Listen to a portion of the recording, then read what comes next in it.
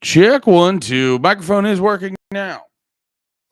How are we doing, boys and girls? Welcome, welcome, welcome. If you're watching in the future, subscribe to the YouTube Drag the Lake, and you can follow us wherever you may fucking be. Wherever it is, high, low, deep in the sea, up in outer space. You can hang out with us wherever the fuck you might want to fucking hang out with us.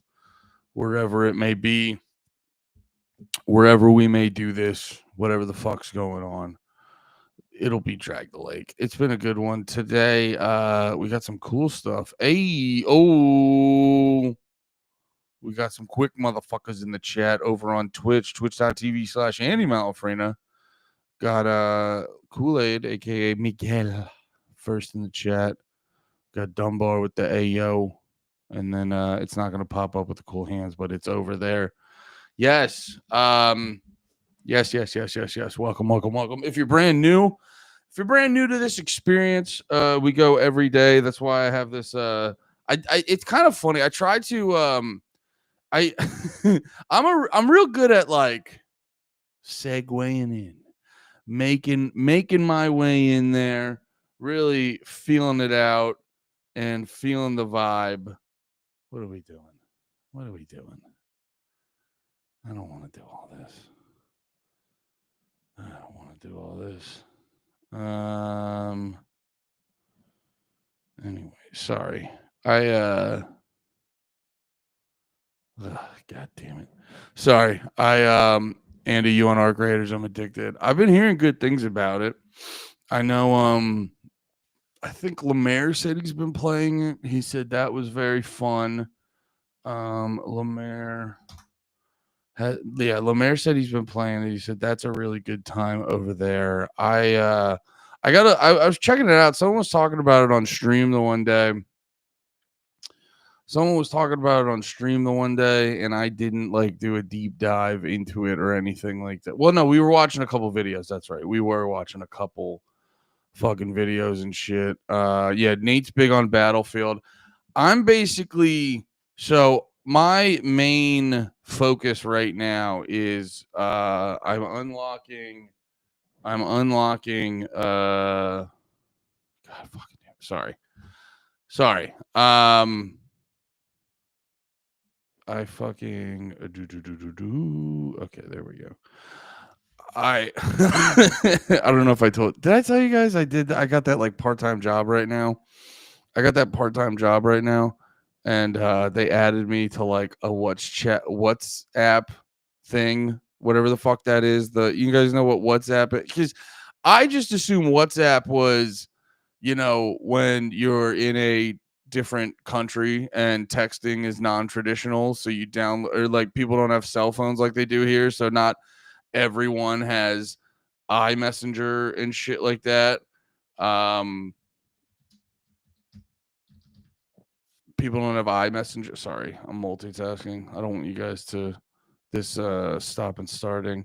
Sorry, I was double checking something and now it's like I feel like it's changed. There we go. Okay.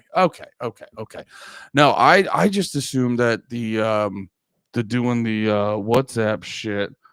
Anyway.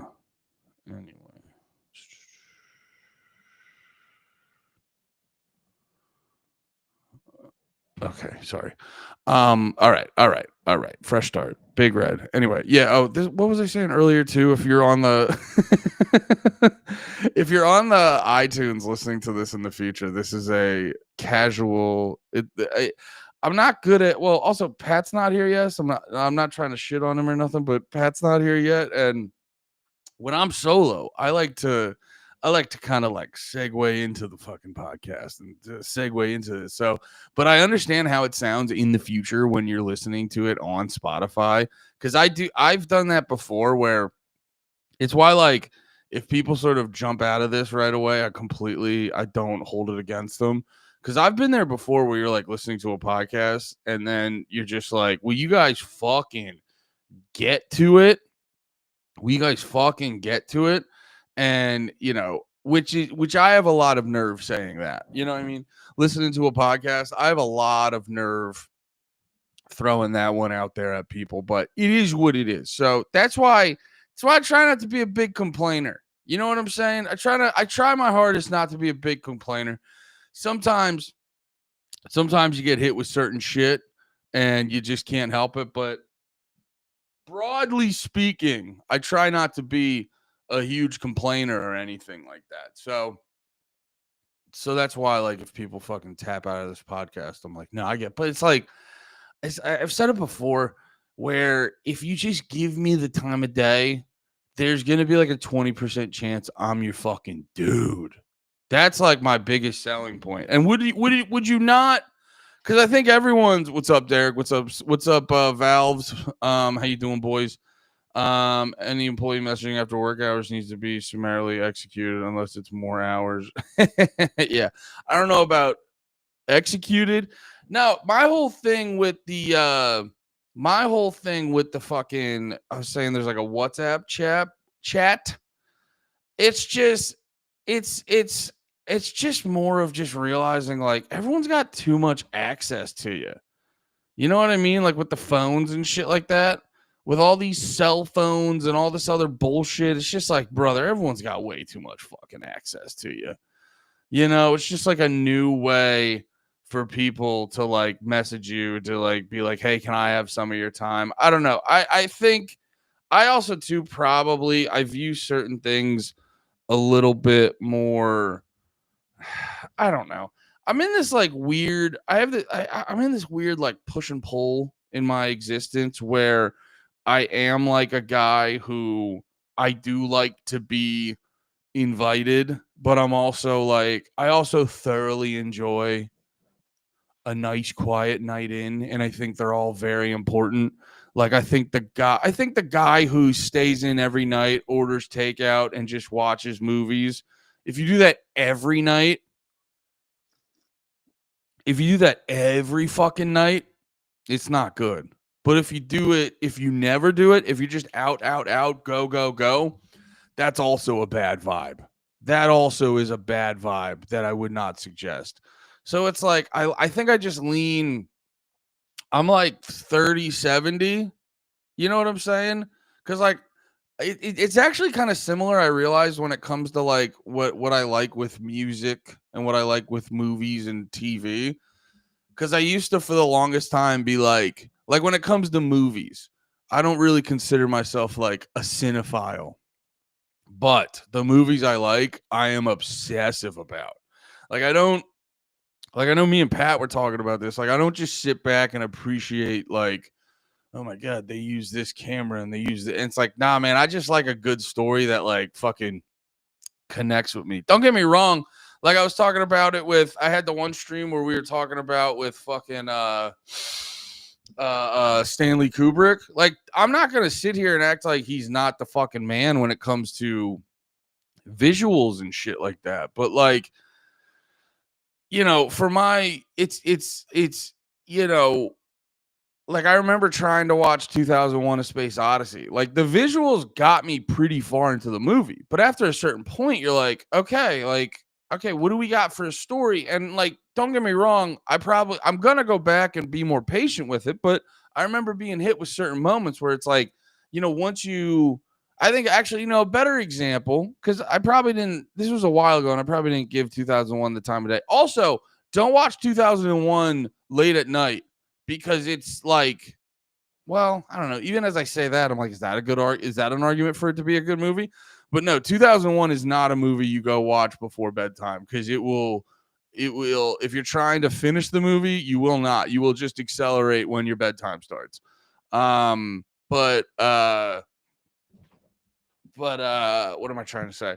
Yeah, no, I remember like when I saw Avatar as a kid. I saw Avatar, and then I like the first time I saw it, I was like, that's the greatest movie ever fucking made. And then I saw it a second time and I just go like, oh, this story stinks, you know?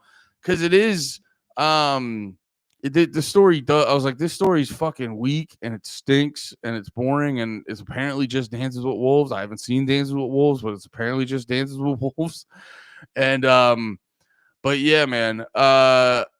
so I like to do stuff. I got off on a fucking tangent about movies and things like that. But yeah, no, just like when I saw one of, going back to what I was saying before, I saw one of my managers just send me a message about this WhatsApp thing. And it's like, you know what it is? There's no like, you know how like we talk about we need separation of church and state?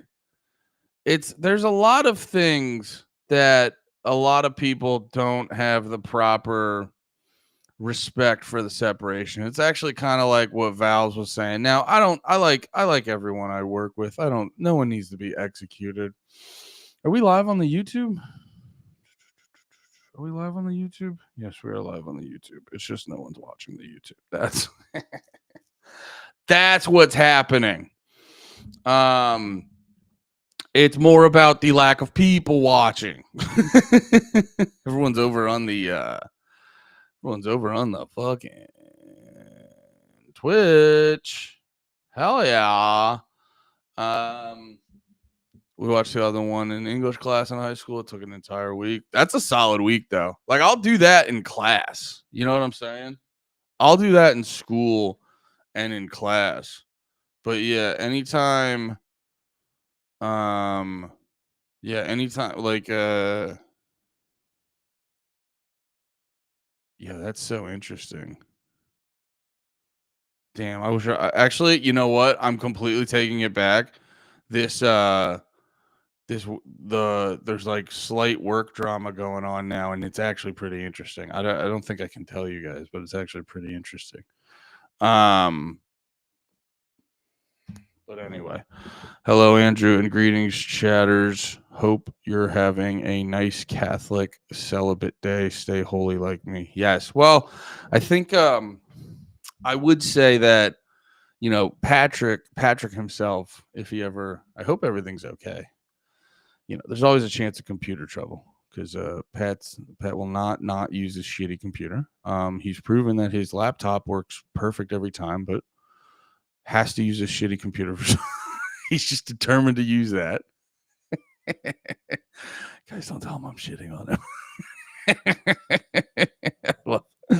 I love his the way his brain works is fascinating to me sometimes. Well, look at my computer; it never fucking works. I'm going to use it every time. I have this laptop that works perfectly every time. Why don't you use that? What are you talking about? No, Derek. God damn it, you piece of shit, Derek. JK. But yes, Pat's a heathen. You know, Pat's a heathen who just very in-depthly believes in aliens. Like he's very intense and in depth on aliens and ghosts, but religion's the stupidest thing ever. I think that's his MO. It's something like that. Whatever. He's a drug addict. I'm not expecting him to fucking think straight. He's an absolute drug addict. So, but no, besides the heathen Patrick, we are a strong, beautiful Christian conservative podcast. But yeah, honestly though, I was on some shit yesterday with Austin. You guys check that the fuck out because we're streaming today. We'll be wrapped up around 1 or 2 p.m. Eastern Standard Time, and then at 3 p.m. I edited it up.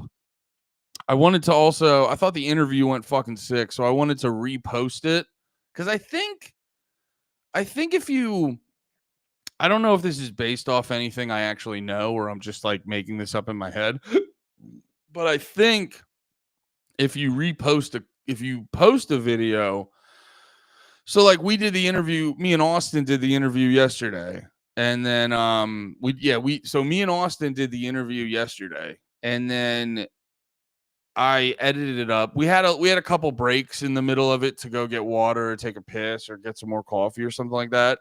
So I edited all that bullshit out, fixed up the sound, and then I reposted it, and it's going to go live. So when this stream's over, if you need 3 hours and 37 more minutes of heavy schizo shit, if you missed the stream yesterday, I'm reposting it. I called it Columbine and Mind Control, which is a decent encapsulation of what we talk about. There's a few other things, but broadly speaking, it's Columbine and Mind Control.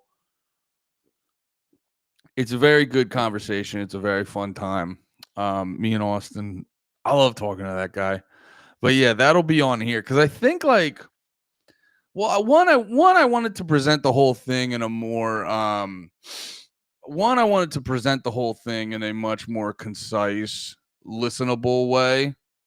Well, not that this wasn't listenable. It was just, it was on stream. And then I think when you like I feel like videos get pop up and search more when you post them as a video rather than just keep them as a stream. Surprised that YouTube let that stream. Yeah, I didn't monetize it. That's the other thing too. I want to do more of these. By the way, I haven't interviewed Austin like that in a minute, and it reminded me. I go, oh yeah, I should keep the Rumble going.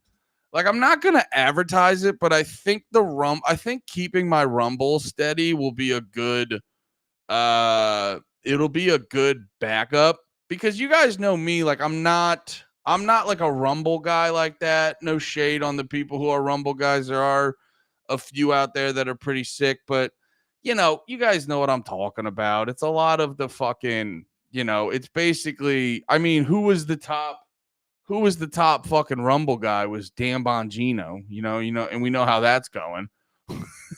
You know what I mean? So maybe I don't exactly want to be associated or be considered a Rumble guy. You know what I'm saying? Maybe I don't want to do that, but I will. I don't even hate. I've talked about it before, but I don't even hate Rumble like that. I don't even hate Rumble like that. I just think I think they're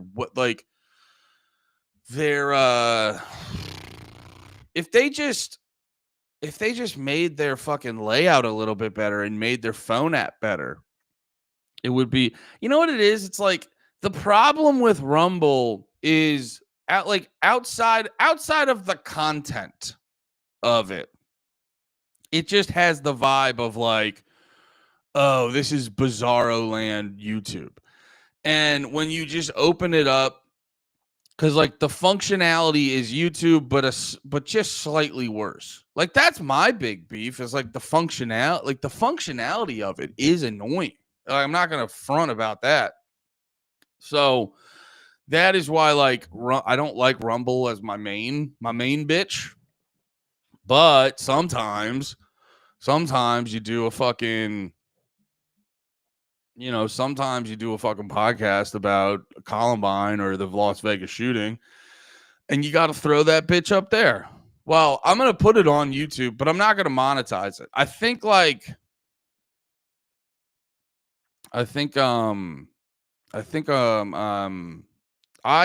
like you're asking for more trouble with those topics when you try to monetize them. So I'm basically just, if I have Austin on or I have a guy like Austin on, and we have a convo like that, they're not getting monetized. We're not doing all that. I started going to Rumble first if people stream there also, but I hear they are full of shit too and started doing shady shit. I don't know about all that. I will say my experience with Rumble acting like that, I know they who was it? I saw Clint Russell send him a tweet. Clint Russell of Liberty Lockdown. He tweeted at Rumble this whole fucking thing.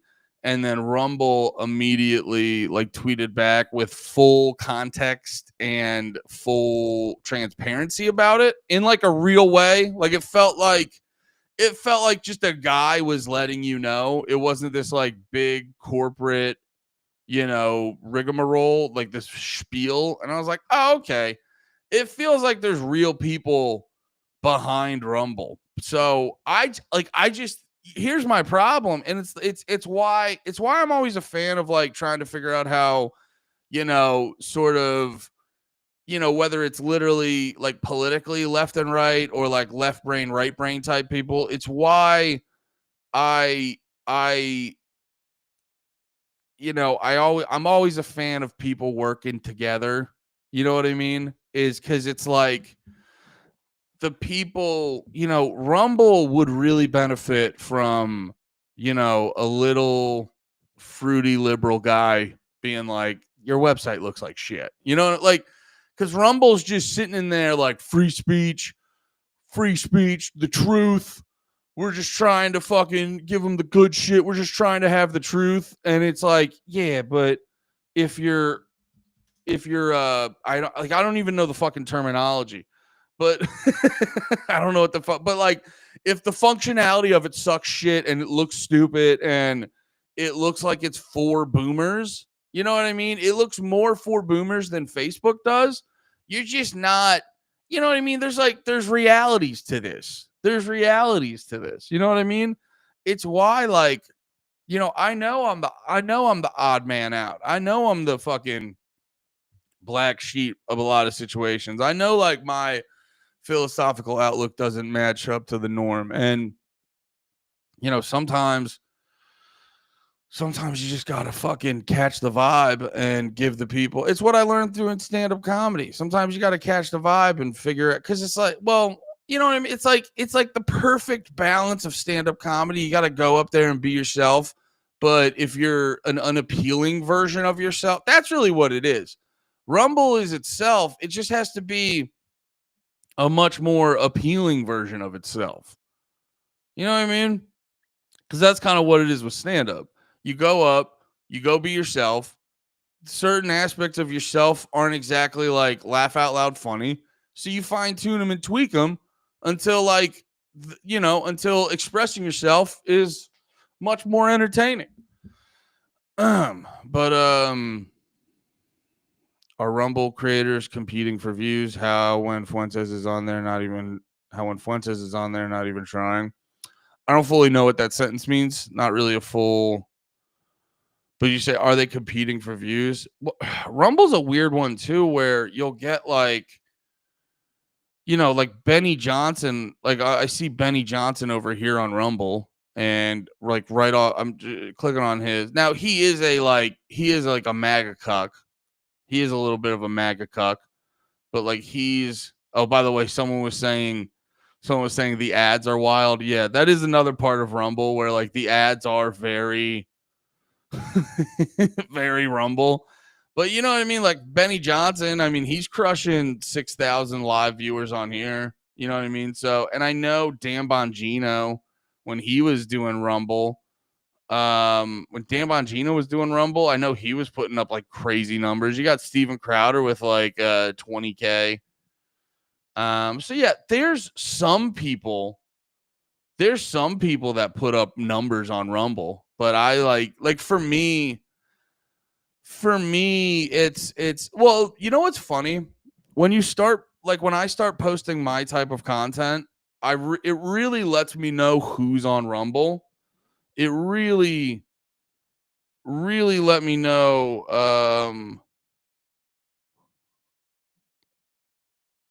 God damn. Sorry. The work. I wish I could tell you guys the work drama. It's actually, I take everything I say back about the the WhatsApp thing. The work drama is pretty fucking hilarious.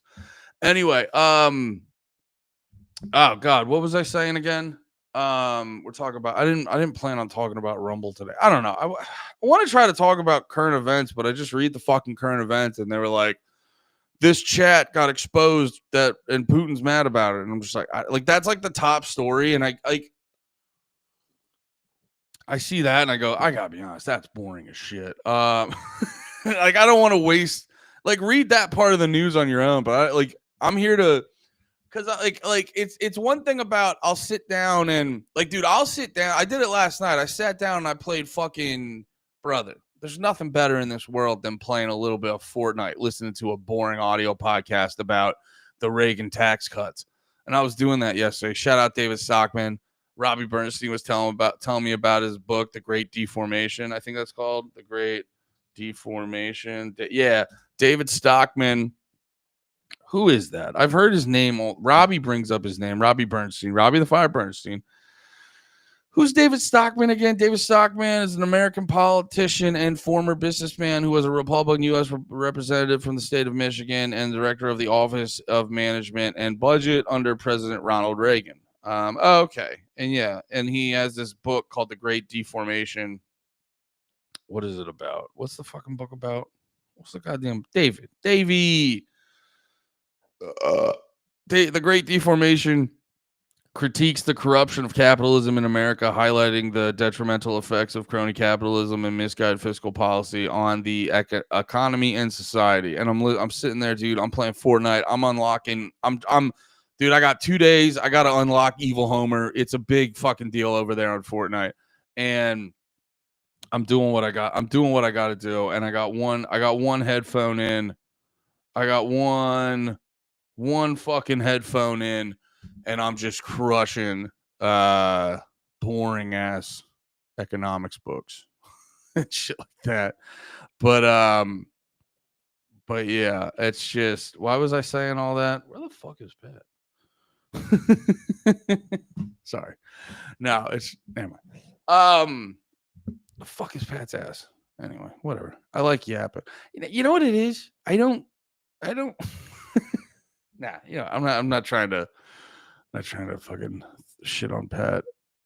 It is just, it's my autism where I'm just like, well, we planned this and now you're not here and I don't know what's happening and you're not giving me an update. And so part of me's frustrated that you're late, and the other part of me's worried that something bad happened and blah, blah, blah.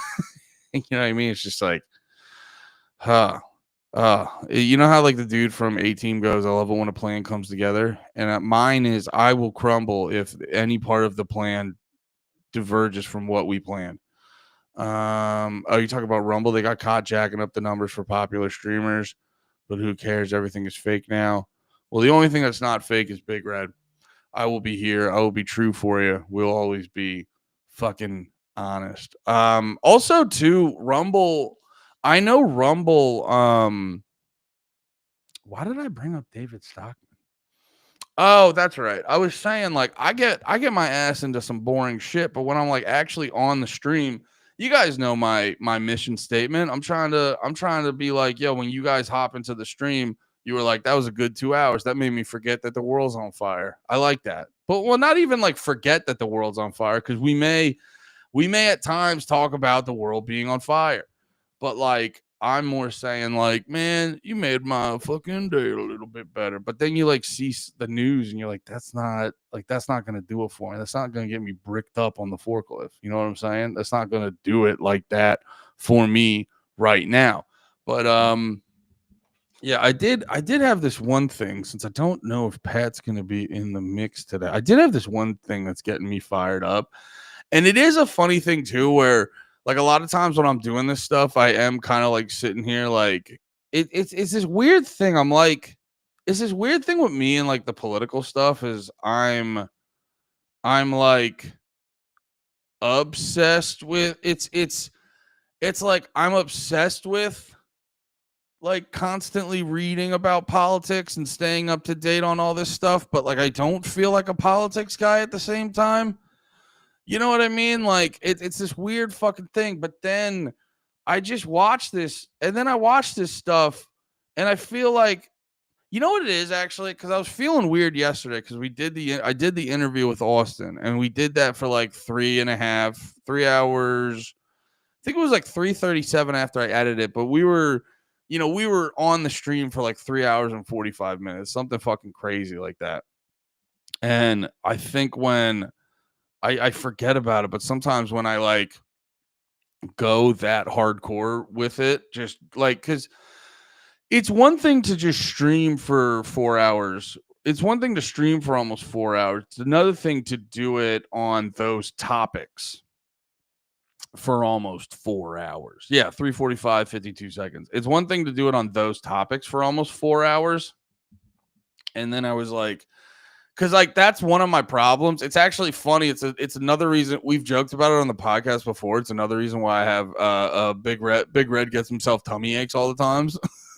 I get myself into some tummy aches on occasion, and it's because fucking I don't want. It's like I'm in the middle of something. I don't know when the off button is. I'm like, this is a good thing. Well, I should go fucking crazy. I did it yesterday.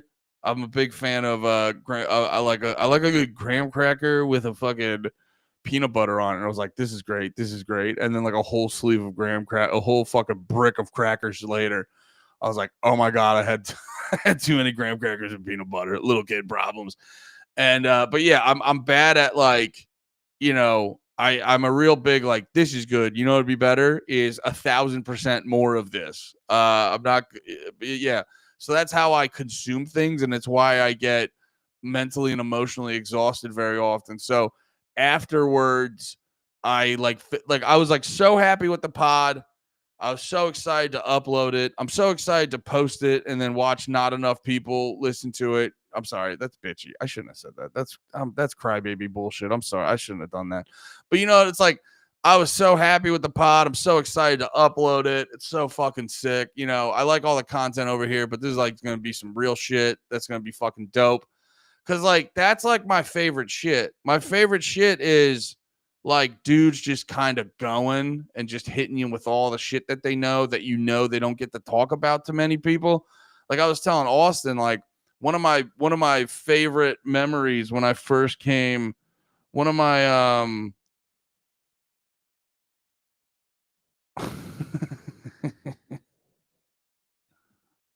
here, wait, one second.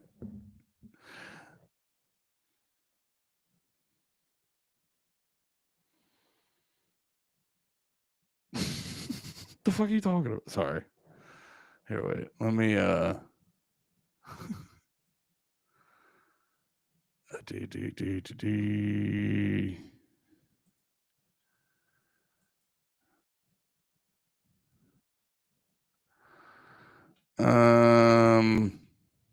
right. Well, I have already not talked. Let me just text Pat back real quick.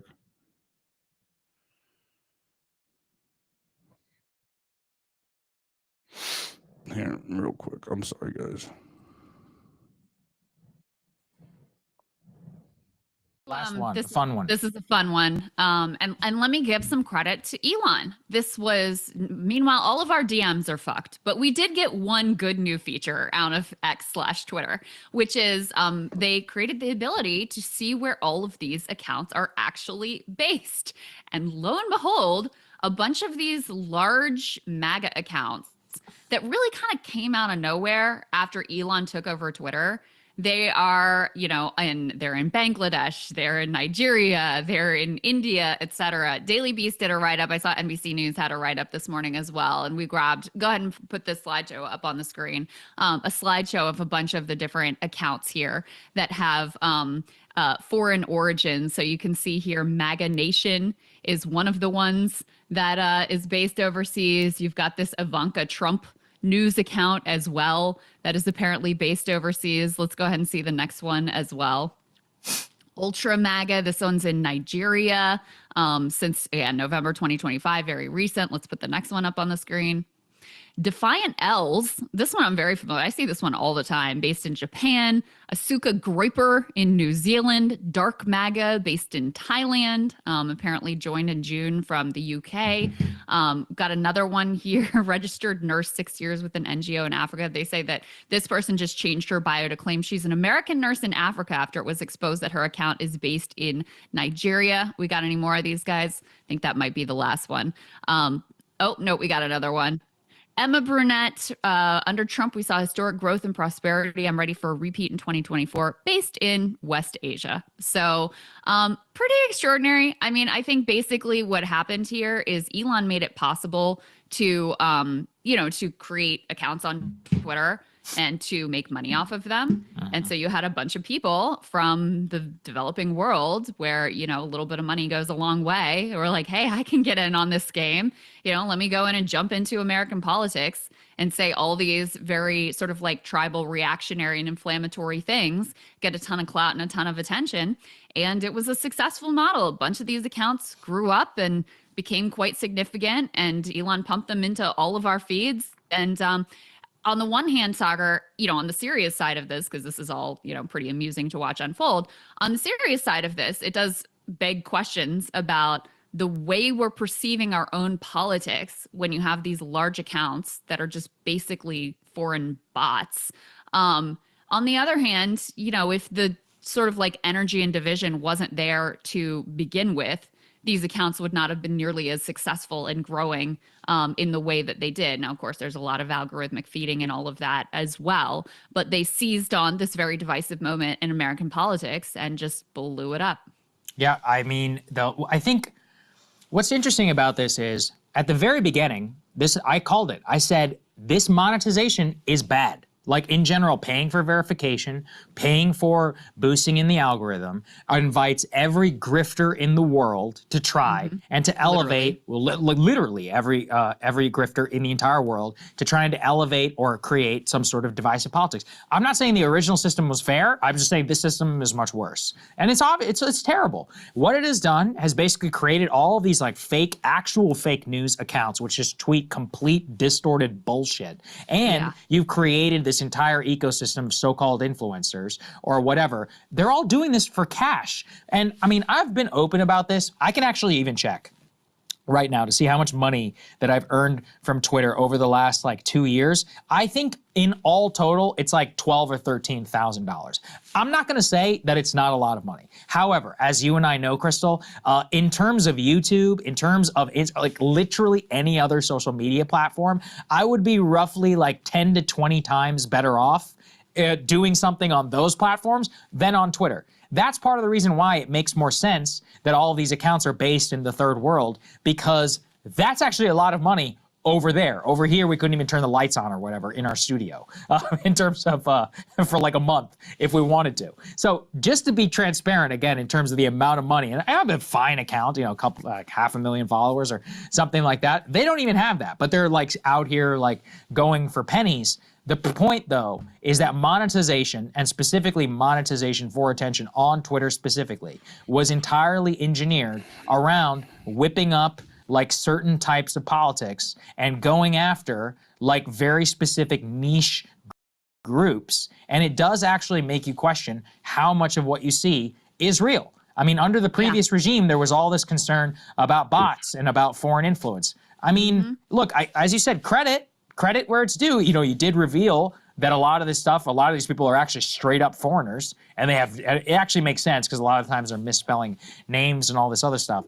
But it also, I mean, I don't think it's a good look that so many people were duped and were, you know, either duped or involved or elevated a lot of these types of accounts, which very clearly have always been in it for the money.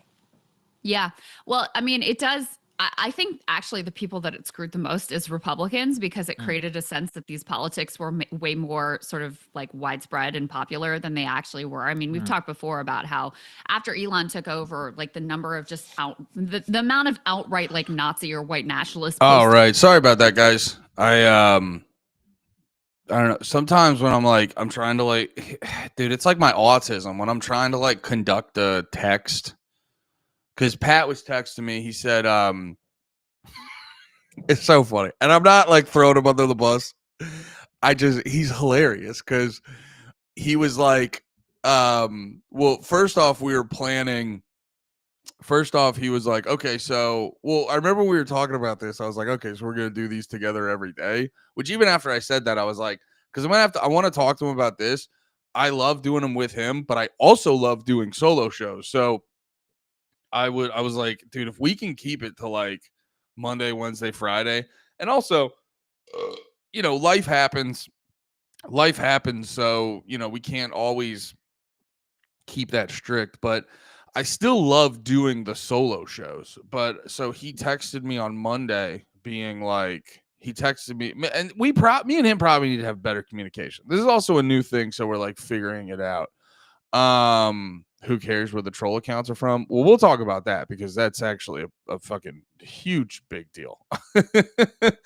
But no, it was so funny because he texted me on Monday and he was like, hey, I did a bunch of show prep, which I love. Pat's the man for that. That's why he's the Deucer. But no, he's like, I did a bunch of show prep, and I was like, oh, sorry, I'm doing that. I was like, I scheduled the interview for Austin. I was like, do you want to do this on Wednesday? And he's like, perfect, and then we were joking about stuff because we're bad at actually telling each other we love each other. And so we did the show yesterday, and then I'm like, I sent him the link and I texted him. I'm like, hey, we're going live. And he was like, what did he say? He goes, I didn't even think about it. I took another sitting, bro. You know, he's doing some dog sitting shit, which I also get from his perspective. Life has, you know, with his car situation, we've talked about it before, life's been handing him some bad rolls of the die. So I would never like. Here's my thing. I'm like super go with the flow. I like doing pods with him as much as I like doing them solo. You know what I mean? It's just a different thing. It's like a different thing.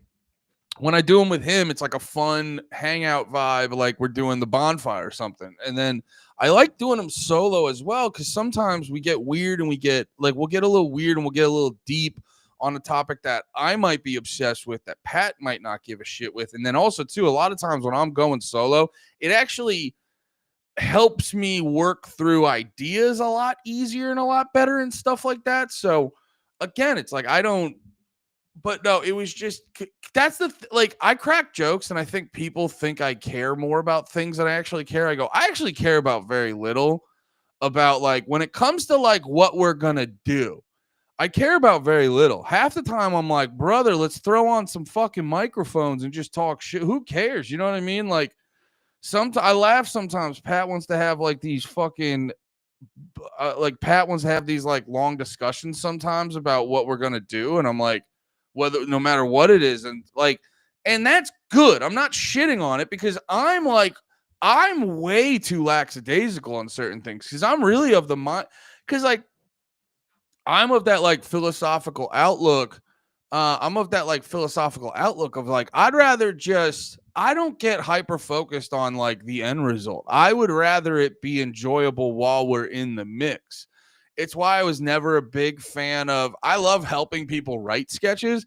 I'm not the biggest fan of doing them and shit. I've done them.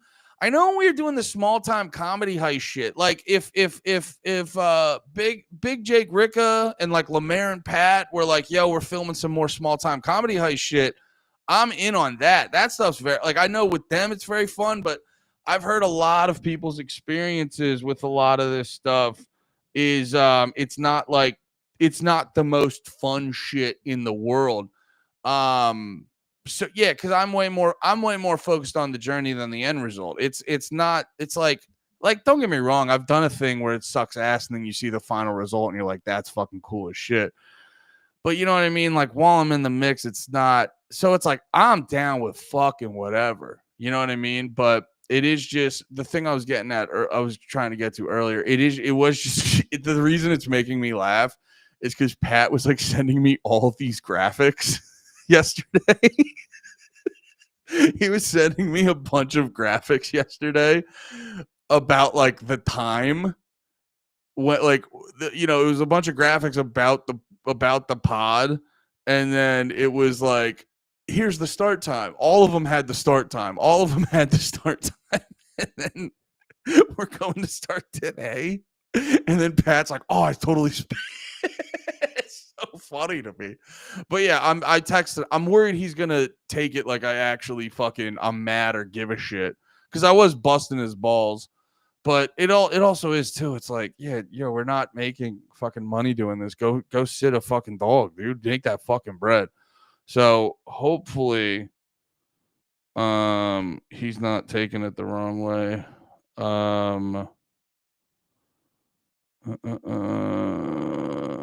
Yeah, no, he shouldn't take that the wrong way. I have all my friends are sensitive. All my friends are gay sensitive pussies. I'm just now I'm gonna talk shit. No, it's okay. I was just texting him. I'm like, yo, let me know ahead of time because I prep differently for these. Like not that I do a shitload of prep, but I just go into it with a different mindset. Like I thought, like if I thought he was gonna hop in, I was like, you know how I am. I go on these like fucking weird, spacey, esoteric rants or whatever the fuck. But it's like I'm not gonna get deep into one of those if Pat's just gonna jump in. So that's all it is. And then there's also other like I want to talk about this clip, but I don't know if Pat gives a fucking shit about. Anyway, I'm over explaining everything. Yes. Hell yeah. Yeah. Now I'm worried he's Andy only does a shitload of prep when he's having gay sex. Got my fucking ass. Like all those gay guys. Damn.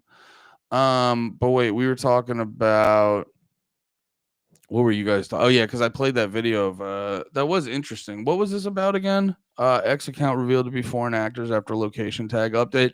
Dude, it's kind of funny how easily they can like fix those things. Cause I was saying before, like one of the worst things ever. I feel like he's gonna be mad at me. No, he shouldn't be mad at me. I mean, he might be. He loves to take stuff. I mean, he talks about hunting people down who cut him off in traffic. So he could be mad at me. But next time we talk, I'll explain it if he is actually mad at me. But God, how do you get rid of that? By the way, how do you get rid of that? How do you get rid of that? Oh my God, someone I love deeply might be mad at me. How the fuck do you get rid of that? It's so annoying. You know what I mean? It's so fucking annoying.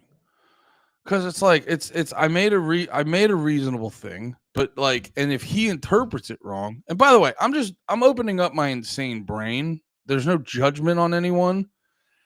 Because it's like, well, if he interprets it wrong, then he's being a psycho. And then it's like, well, fuck him, and he's got to figure that out. But I'm like, it's dude, it's kind of funny because like I have certain people in my life who may, they're good people, but in a case by case basis, they may lack the proper empathy.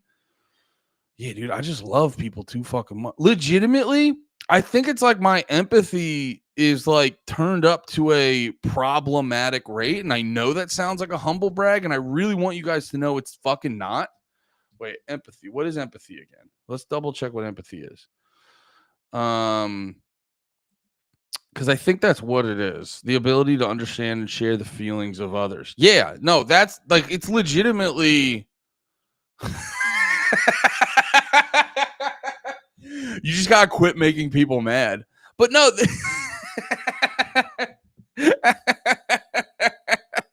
such a funny. It's just like, Andy, you just gotta stop. You just gotta stop upsetting everyone you love. Like, why don't you just stop being annoying? No, but it's like legitimately. I ignore all context. I remember it's why fucking Sidney Gant will always go down as one of my favorite people, because he really handed me like a aha moment. Because I remember, dude, I was there when I was younger. I had this thing with a kid. We fucked. We made love. Empathy, and it's just no, I'd be doing empathy anyway. Guys. No, what am I trying to say? No, I remember I was on Sidney Gant's podcast for like the second time when he was still doing it with his wife. I don't think he does that one anymore. I think he just does the one with Shaner now, World War Fun, which, by the way, great name, guys. But yeah, I was doing Sidney Gant's podcast and I was telling him about this fucking story. God, it's like hitting me right now. Like, just worrying about if people are mad at me have held me back throughout so much of my life. Is it World War Fun?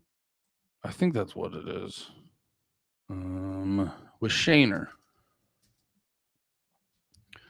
Sidney Gant, World War Fun? Is that what it is? Yeah, World War Fun with Shaner. Go check that out. I'm sure it's a good pod. I have not listened to it. Full disclosure, I haven't listened to it. But anyway. Yeah, I was doing his podcast, Two Jack Bros, I think it was. I think it was called Two Jack Bros. And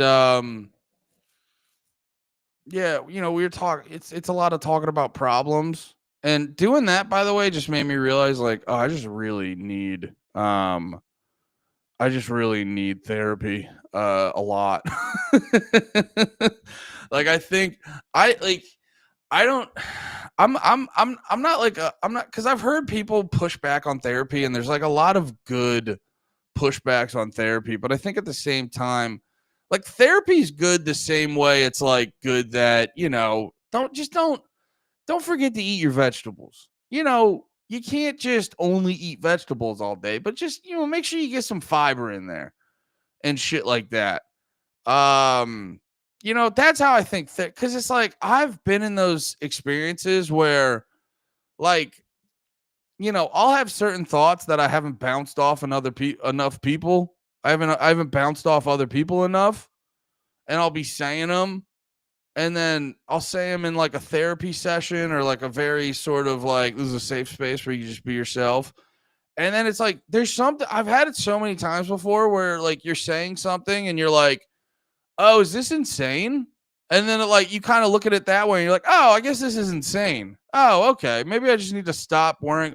Or if you look, or there's something else and you're looking at it like you have a problem or anything like that, you can also sit there and go like, oh, is this not that big of a deal? You know, and like I like talking to people about shit like that because it helps me get context. Oh yeah, Poppin' Chakras. It was Two Jack Bros, and then I think they changed it to Poppin' Chakras. That's right. But yeah, there was that, and that's what happened with doing the one pod with Sydney, because I was telling him the story, and he's like, yeah, dude, that's not that big of a deal. Fuck that kid. I was telling him a story. Have sex with that child, Andy. And I was like, Sydney, are you sure? And he's like, yes, I, Sydney Gant, think you should fuck this child. I was like, dude, that's crazy. That's crazy. You, Sydney Gant, would say that. No, it was this thing where it's like, because I've always just been focused on, you know what's kind of funny? I'm like the king of not taking my own advice, because literally I was saying earlier, I'm way more about the journey than like the end result on things. And I'm thinking about this story that like plagued me for a while. And I was like, dude, or like this thing about me that like fucks me up and, you know, gives me anxiety. And it's like, dude, you're literally way more focused on the result than anything. Cause basically I just focus on if someone's upset or not. And I'm bad at remembering the context of what happened beforehand. You know what I'm saying? So, cause there are certain times where it's like, oh, I don't want them to be upset. And it's like, well, you know, they are upset because they did a bunch of things to you, and then you expressed your feelings honestly, and they're not mature enough to accept their fault. So that's why they're upset. And it's like, for me, I go, yeah, but they're upset, and no one should be. You know what it is too? It's like, and I don't want this to come off like a bummer or like I'm fucking crying about anything, because it is what it is. A lot of people have worse lives than me. But I just don't like it's you know what it is for me? I don't feel too how do I say this without sounding super depressing? It's just the way like my anxiety or like my negative self-talk and the things that like basically how the things are swirling in the brain, it's pretty negative. So like when I'm here, I'm having a good time, we're talking, we're like I'm expressing myself, we're talking about stuff, we're having a good time. Like that's why I don't come off that way to people a lot of times. But it's a big reason why I keep myself distracted. Because if it's like they're like, and maybe I need to like take more time to actually sit with myself, and I can learn to, you know, make those quiet moments not as intense and not as evil and shit like that. You know, maybe I need to work on that, is to actually like sit in the quiet. But then I get worried. I'm like, then I'm just going to like fucking get more depressed and more angry and more bummed out and shit like that. So maybe I do just need to. It's like I saw this thing, you know, TikTok's a cesspool, but occasionally they fucking hit. And there was that one TikTok going around where they were like, it was just a bunch of people dancing, and they were like, depression can't hit a moving target. And I'm like, dude, I think that kind of is what it is. So it's why I don't get like bogged down with just sitting still. You know what I'm saying? Because it's like I hear that and I go, that's kind of true. Depression can't hit a moving target. I think that's fucking true. Because I think, you know what I mean? I think the perspective we have on doing these things, it's like, because a lot of times with those like bad negative thoughts and shit like that, I think it's like, it's just the way people's brains are wired. Obviously you can like retrain. Now, I don't know if it's obvious, but you can like retrain your brain and, you know, practice positive self-talk and shit like that. But it's like your brain is preset to hit you with these like negative thoughts and stuff like that. but it's like your job to like bob and weave and not let them fucking, you know, it's like you're playing. What was the game? For lack, you know, it didn't always have. There was many names. The one I remember, it didn't always have the best name for me and my friend group. I think it was Smear the Queer. Now I don't co-sign that in 2025. That's not a good time. That's not a good name, guys. What are we doing? Anyway, but no, it was that game where I think it was this one where you'd like throw the ball up, because this is how I kind of think like depression and stuff is like that ball gets thrown up in the air and then it's your turn to catch it. And if you just stand there, depression and anxiety is going to get you and tackle you and stuff like that. And it's your job to like bob and weave. You know what I mean? Because I think people, and you know, maybe it is this for some people, because I have met those people who are just like utterly unbothered. Like they don't got a lot going on. But I think for me, I got a lot going on up there. Like there's a lot of moving pieces up there that are like, just will not take a break. I go, bro, you got a 15-minute. And they're like, no, I got to get this done. And it's like, brother, you got a 15-minute morning, afternoon. You got the half-hour lunch, fucking take it. And it's like, my brain is just working through lunch. It's just work. My brain, that's kind of what it is. My brain is just working through lunch. You know what I mean? And it's like, I think I have the type where it's like, brother, I think you just need to keep fucking, you know, it's like you got to keep running with the ball or else you're going to get tackled. You know what I mean? But I think if I keep running in a positive way, I can turn that into a light jog. So I think that's what's going on. And yeah, I remember bringing it back to Sydney. Tackle the baguette. Such a funny one. That's such a funny one to call it. Wait, what did I just say? The line, what is the line I just hit you guys with? I really liked it. My brain's working through lunch. I think that's going to be the name of the stream today. I really like that. I really like my brain's working through lunch. My white friend called it Smear the Queer. My black friends call it Ruggles. Am I allowed to say that? Is that like a low-key slur that people are going to be upset if I say? We had a game called Bury the Fairy. I like that one. That one rolls off the fucking tongue. Pause.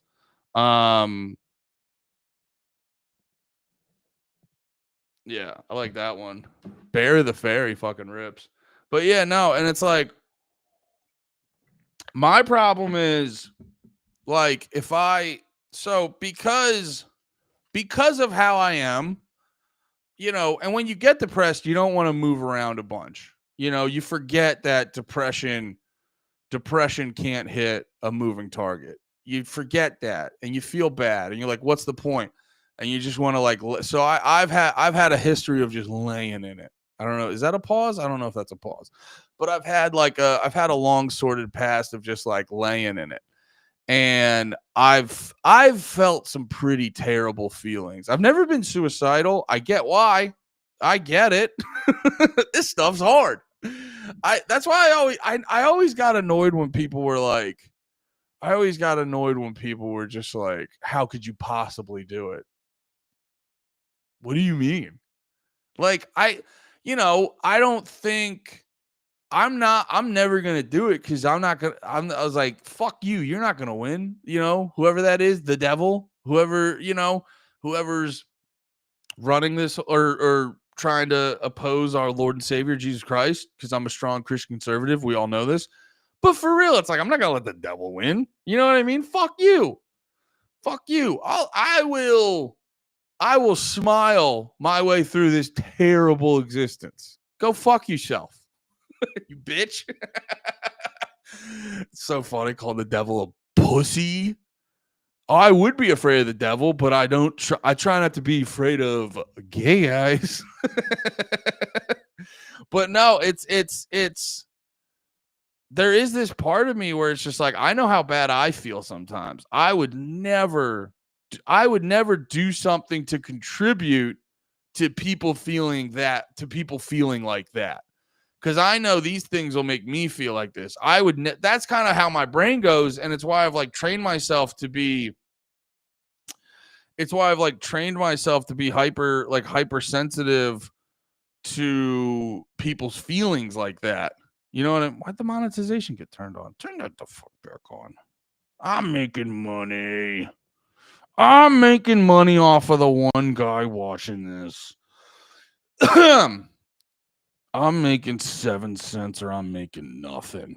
There we go. There we fucking go. The devil is a Frieza. Honestly, dude, we need to make patches. The devil's a fucking homo. Well, no, that's not. I don't want to say that, actually. I don't want to say that. Because then people will think I'm saying, like, God hates fags. I ain't one of those. I ain't one of those guys whatsoever. The devil is, but yeah, I think devil is a Frieza. Devil is a Frieza. Full bore. Full send. Full send on the devil being a Frieza. But nah, man, I've felt so bad about things all the time. And I know why. I know what has helped me feel more bad about those things. And I don't ever want to, like, this is my mindset. I'm like, I don't ever want to do that to other people. So it's like, I'm way locked in on people not feeling good. And I don't want them to feel bad. But sometimes you got to let people feel bad. You know what I mean? You can't just, well, first off, you can't just be, Valves, you're talking a lot like a dude Slav used to be in here. Let's chill out, brother. That guy got banned, and you're talking a lot like him, and I know you're not that guy, and that's why I'm letting you stay here. I know you're a different guy. Let's roll it back. Let's roll it back. But no, like, that's like my mindset on things. It's like I would never want someone to feel that bad about stuff, because I always feel the fucking worst about everything. So I would never do the things. But then you got to realize, like, some people feel bad for, like, their own shit. And it's like, you can only do what you can do. You know, you can only do what you can do. And if that's not enough, then you got to be like, hey, thoughts and prayers, brothers. Hope you figure it out. You know what I mean? I've done what I need to do and I can do. If that's not enough, thoughts and prayers. I hope you're okay. But yeah, man. So anyway, Pat's not on. God, I can ramble. My ass can ramble. What's this? I don't get why people who chop suey don't go get a bunch of credit cards and go on vacation and get some hookers and blow and stuff. What? What? Chop suey? I don't. What are you talking about over there? Funny gay slave. That'll be his new nickname, funny gay slave. Oh, but yeah. This was kind of going into the thing I wanted to bring up. This kind of goes into, like, the thing I wanted to bring up where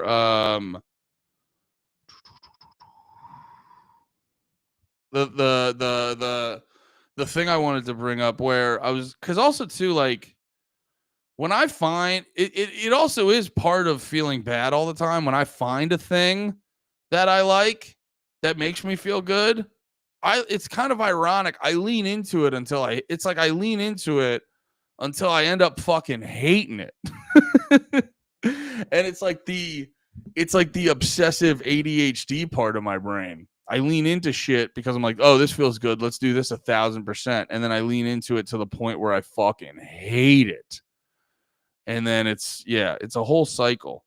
So, like, I was doing the pod with Austin yesterday. That fucking rip. Please go listen to that, by the way, guys. It's on iTunes right now, but it'll be on.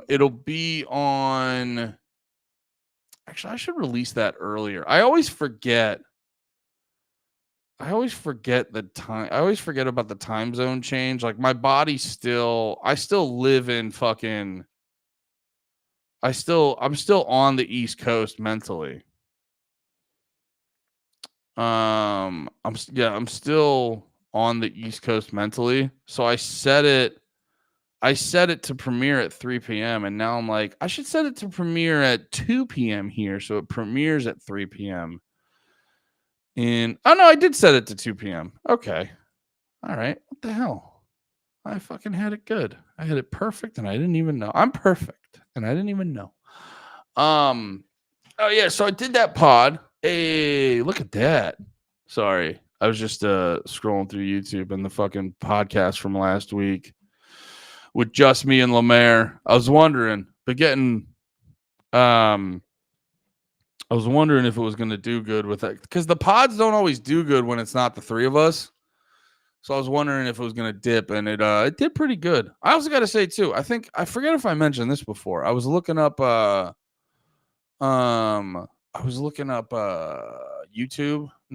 Spotify numbers, or just iTunes numbers in general.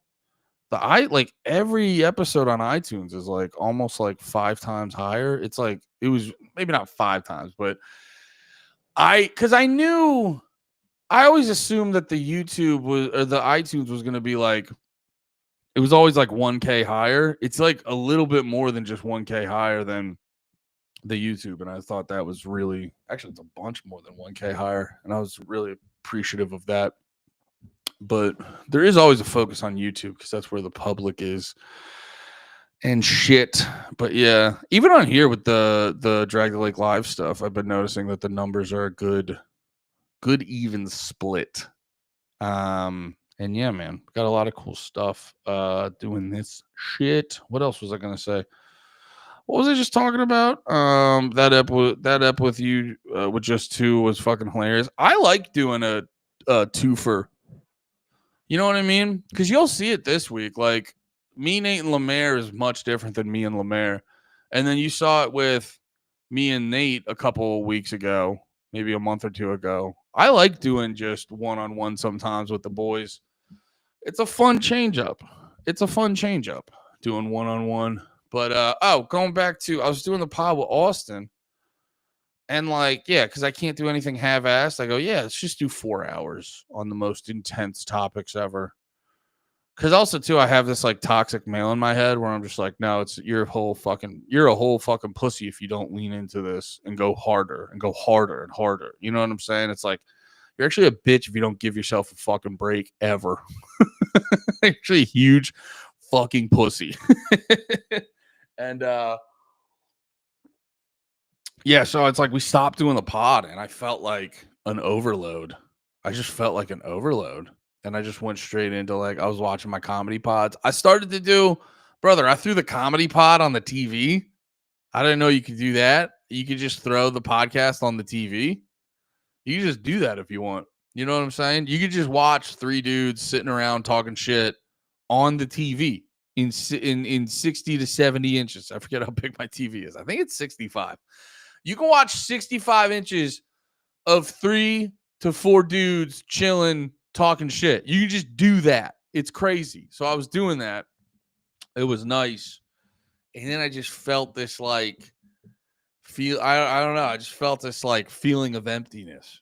You know what I mean? And so I went to and I was like, I need to, because I realized I can't just be fucking, I can't just absorb information. I need to like make stuff and I need to build stuff. That's why I'm a big fan of models. I think I'm going to get back into models.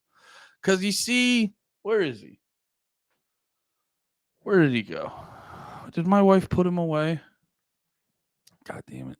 Guys, don't get married. They put away your models you work 3 hours building. You work really hard. You work real hard to build a Gundam model, and then your bitch wife just goes, I'm going to clean this place up. And then they don't put the Gundam. No. Where's my Gundam? I don't actually care. I'm fucking around. But no, I was like, I need to, I was like, I can't just, yeah, dude. It's rocky right now. It's rocky right now. Ooh, this is a good question. I think we talked about this, but I'll get this. Jeez, you're so mean, dude. So what turkey y'all doing tomorrow? Or is Rebecca doing her annual Friendsgiving for all the loser comics at the creek? It's so fucking mean. What about all the comics that aren't losers who moved here, who just, they don't have the money to fly back home every fucking year, you cunt? It's so fucking mean. No, so I was like, I have this. Well, it was kind of funny. It's like I have this urge to build and create with my hands. You know what I mean? That's why I see the fellas and I go, I'm just creating, boys. No, sorry. This is also too. Can I give you guys an insight into white boy goofing? Because like there's always that moment where black friends who aren't around white boys too often, they go, I'm gonna dip my toe into these white boys. They seem to have some fun. I'm gonna try to have some white boy friends. And then they'll be like, man, those motherfuckers gay. Those motherfuckers gay. Them white boys goofing all gay. to this gay. And it's not about, I think the gay jokes are about, I know for me, I think, it comes a part of you, but I think it's just naturally you grow up with people attacking you. That's how every man grows up. You grow up, just the arrows are coming. You fucking fat bitch. You fucking you're fat. You're gay. You're gay and fat. You just get hit with the air. And so it's like a defense. So it's not that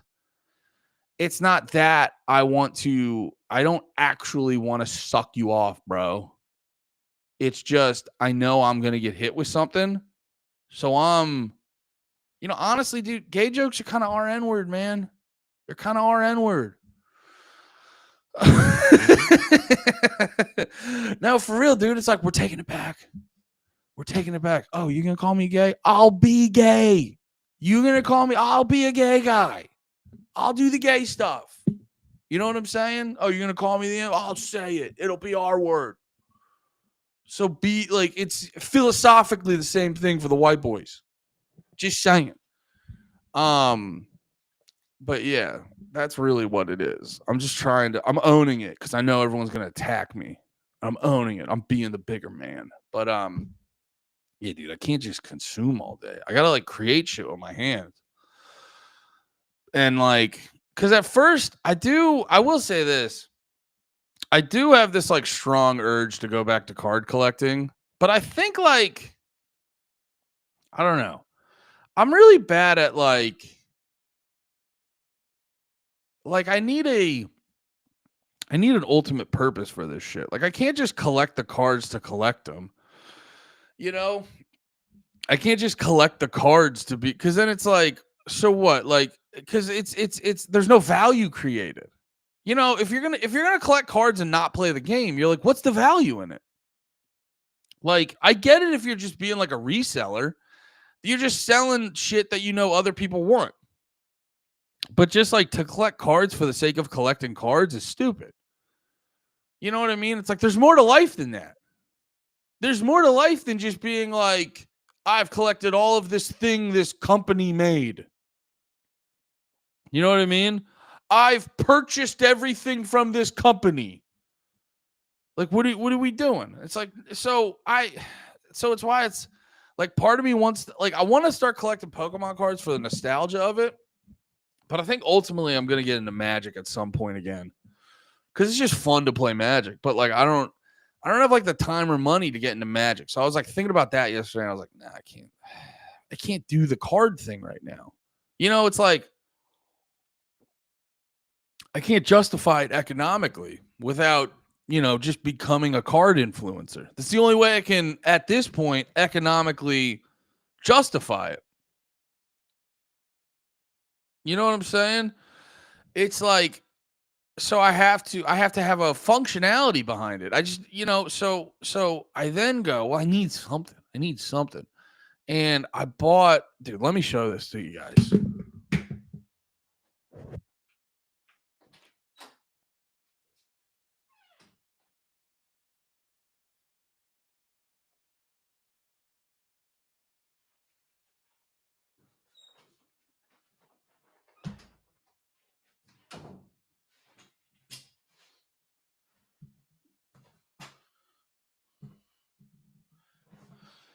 By the way, I do like the broad. I gotta remind myself of this, by the way. I do like the broad range of what this podcast is and can be. Because like, and this, I do like this too. This is what I should have been doing the whole fucking time, rather than like every time I have a new interest, make a new podcast. It's like, nah, dude. That's why was talking to one of my boys about this the other day. That's why I'm not like, I wish you meant doing magic tricks. But no, I was thinking about this earlier, and it's why I'm a big I'm a big I fuck with Sam Hyde a bunch. Sorry. It's this thing where it's like I'm not like this hardcore fan of his, but I also don't want to be like, I don't want to come off like I'm like, no, I don't like him like that. No, I don't care about that. I just don't want to. I'm autistic and I need people to understand exactly where I'm at on anything at any time. So I over explain things. But no, I just, it's Sam, I'm 50-50 with his shit. Like, I like where he's at, like, philosophically, but, sometimes I love his content. Like, I saw Fish Tank, and I thought it was great, but I've watched some of his sketches back in the day, and some of them are unreal. Some of them I don't get. I don't really like his pranks. So it's like, but I think who he is as a whole is as a creator, as an artiste, as a person trying to just be funny in the world, he's a big inspiration. And also, we're two white boys that wear beanies way more than we should. You know what I'm saying? So, like, inspires me on that. No, but for real, like, from like, he I gotta be honest, like, his whole thing is just a big inspiration to me, and I kind of want to figure. I kind of want to find that for myself when it comes to, like, creating things, and that's where I, like, fucked up for the longest time, where, kind of what I'm doing now. But I will say this, because, like, part of me is like, what I'm doing now is what I should have been doing from the beginning. But, like, I wasn't the version of myself is the version I want to present to the world the most. So it's like, but all the old previous versions, I was like, no, not yet. And now I'm finally at a point where I'm like, I'm kind of fatter than I want to be, but all in all, I'm like, I like this version of me the most. So it's like, there was still this, like, fucking hero's journey to figure out who the fucking dude was yet. So, wish it would have happened earlier, but, for purely financial reasons, but it didn't. So we're here now. So, like, but yeah, just because that's what I would always get hung up on. I would always get fucked up on, like, I would make a new thing. I would make a new thing because I'm like, oh, I like music. But now I'm like, fuck, now I have to, like, put out a bunch of music content every week and shit like that. Because it's like, sometimes I'm obsessive about music and I want to talk music. Sometimes I don't care about what's coming out. So I didn't realize I was actually, like, because originally I separated everything to be like, okay, we can have all these different avenues. And what I actually did is gave myself so much, like, put so much more on my plate. I didn't even, it was like unfathomable. Now, what we're doing now with Drag the Lake, basically condensing all the things I like into one thing, into one show, is much more preferable. Because it's like, for me, from a creative standpoint, I like that yesterday I could do fucking almost 4 hours talking about deep conspiracy shit. And, today I'm just fucking talking about what's going on in my head and shit like that. And I'm just telling, you know what I mean? Like, and that's fun as well. That's another reason why I was saying it earlier, I'm not like a huge pre-planner or shit like that. Cause I'm like, you gotta just feel out what the fucking day is. You know what I mean? You kind of just gotta feel out what the day is. And today is this, and it's not that. And it's like, I can't pretend to care. That's the other thing I got to realize too, because sometimes I try to talk about politics or topical shit, and it's like, today is going to be the day Andy's going to talk about the news. No, I don't think today will be. Today might be the day I go get Bill Miller's again.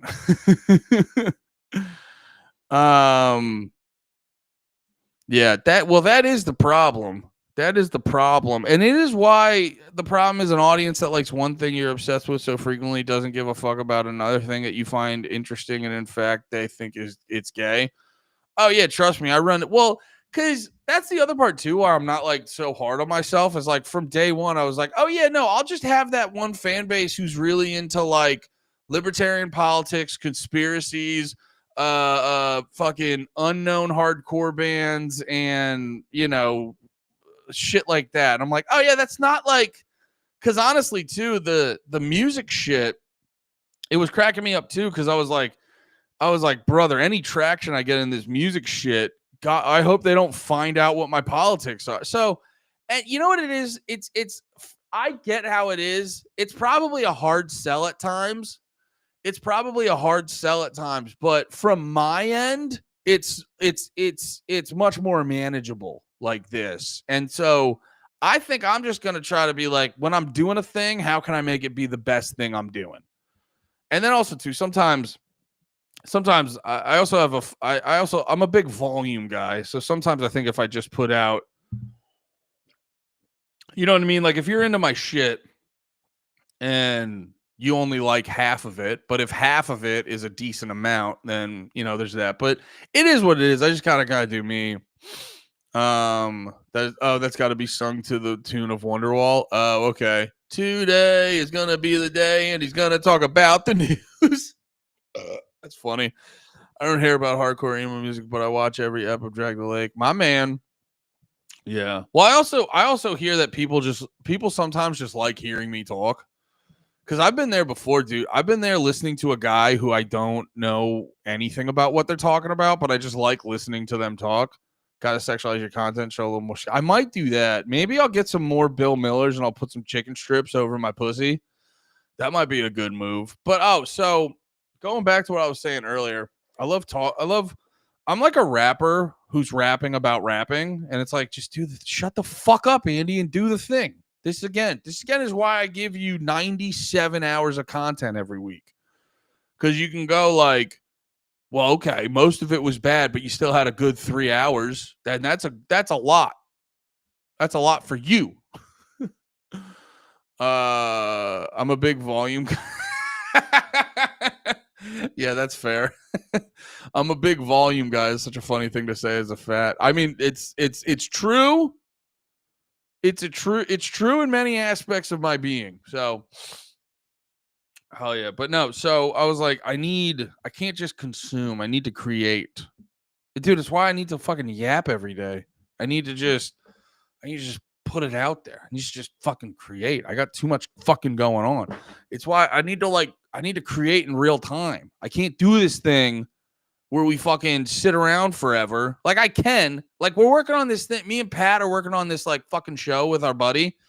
And I'm enjoying it. I didn't mean to go fucking show. I'm enjoying doing it, but it's like I'm not the type of guy that just like sits there and meticulously works on a thing that's gonna be just like a little bit. You know what I mean? It's hard for me to do that. But I like when other people take care of that. And then when other people take care of that, and then they need my input. You know what I mean? That's what I am good at. But anyway, but I still need to create. I still need to like create from a physical standpoint, not just, right now as an artiste, as Dunbar would say, a baguette. So I was like, I'm like, I need to create. And I'm like, I was walking around Walmart and then Target looking at shit.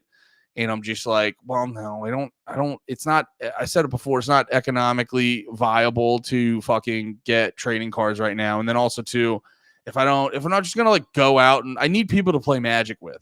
I need people to play Magic the Gathering with. And it's like, if I can't do that, it's like, what's the point of doing any of this? Because it's just to just collect paper from a corporation, to collect it, to seek some level of validation is psychotic. I need to be playing it. So I'm like, I got to find something. I'm walking around. I'm like, wait, does Target have models? Which, by the way, stores need to just have models. I don't know why they don't. They probably don't sell very well. They probably don't fucking sell very well because kids are fucking on their goddamn phones and their Xboxes. But dude, and I'm like, oh yeah, that's what you love. You love a model. I love a model. I love a model that takes me 3 to 5 hours to make. Oh, I love it. Maybe not that long. That's a while. 5 hours is a while to just build a car. But yeah, I love a model. It's such a good fucking. And I'm like, they didn't have models, but you know what they did have? They had fucking puzzles. And I gotta tell you, dude, puzzles are fucking bullshit. It's so fucking tedious and stupid. I didn't like doing the puzzle at all. I was not a big fan of the puzzle. I thought it'd be fun. Like I thought it would be casual and like a slow moving thing where you're like, okay, I'm gonna work. Oh, look at we got that. Oh, we got that. But then if like I gotta be honest, I think my problem, Andy Malafrina, 12 days sober. No, my problem is I'm like, oh, I can do anything. Like I believe in myself too much. Like what? Not anything. But like there's certain things. Where I go like, yeah, I'm not a fucking retard. Don't give me the 5. I'm not going to get a 500-piece puzzle. I'm actually a genius. So I will be doing the 1,000-piece puzzle the first time I've ever done a puzzle on my own. Brother, it's such bullshit. A 1,000-piece puzzle. Who's doing this? Because I get, you know what? I get why my wife likes doing them. Because that bitch is bullshit. Now, it's the same reason she loves doing her fucking, she used to love running and like, and I like CrossFit too. But like, it's the same reason she likes doing this bitch likes punishing herself. There's certain people that like punishing themselves. They like to sort of subconsciously see how much pain they can take. And like, I think that's like my wife. Like, that's why she used to like run marathons. There's nothing fun or good about a marathon. Nothing. Running is terrible. You know what I mean? And that might just be coming from the fact that I'm fucking a hefty bitch, but you got a lot of, fucking man slamming down when you're running. Running is fucking terrible. It hurts. It's stupid. Get a car, idiot. You know what I mean? Get a fucking bike. You know what I mean? I get annoyed when we're like, I was like, it's because like, like riding a bike makes more sense to me than running. Whenever I see people running, I just go like, you're doing too much. You're doing too much over there. Wait, what are we doing? That's too much bullshit going on over there. But like a bike, you go like, yeah, that's streamlined. You know what I mean? Because that to me is like more efficient. Because there's certain things we do in life where you're like, you're just giving yourself a problem. You know what I mean? This is hard. This is harder than it needs to be. And to me, that's running and doing a puzzle. You know what I mean? Like you can accomplish this in a less annoying way, is what I'm trying to say. And that's why I don't run. I ride a bike. Also, I don't ride a bike. I don't have a bike. I'm just saying, hypothetically, when you're in your brain, and it's easy for you to just make declarative statements. I ride bikes, but when it actually comes down to it, I don't ride a bike. So I did the puzzle and I was like, this is fucking bullshit. Like when it was really settling in that I wasn't going to, I literally thought I was going to come home. I was just going to casually crush a 1,000-piece puzzle and make dinner. And once it was like 10 p.m. and I was like, I'm not finishing this puzzle like this week. I'm probably not finishing it this week. You know what I mean? Because like I was like, the tedious nature of it annoyed me. Because it's like, I think people associate the puzzles with like, patience and being smart and da-da-da. And I go, no, I don't know.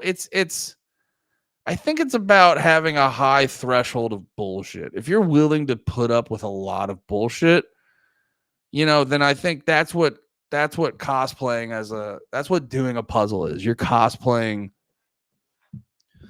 Building a puzzle is cosplaying having a lot on your table. That's what it is.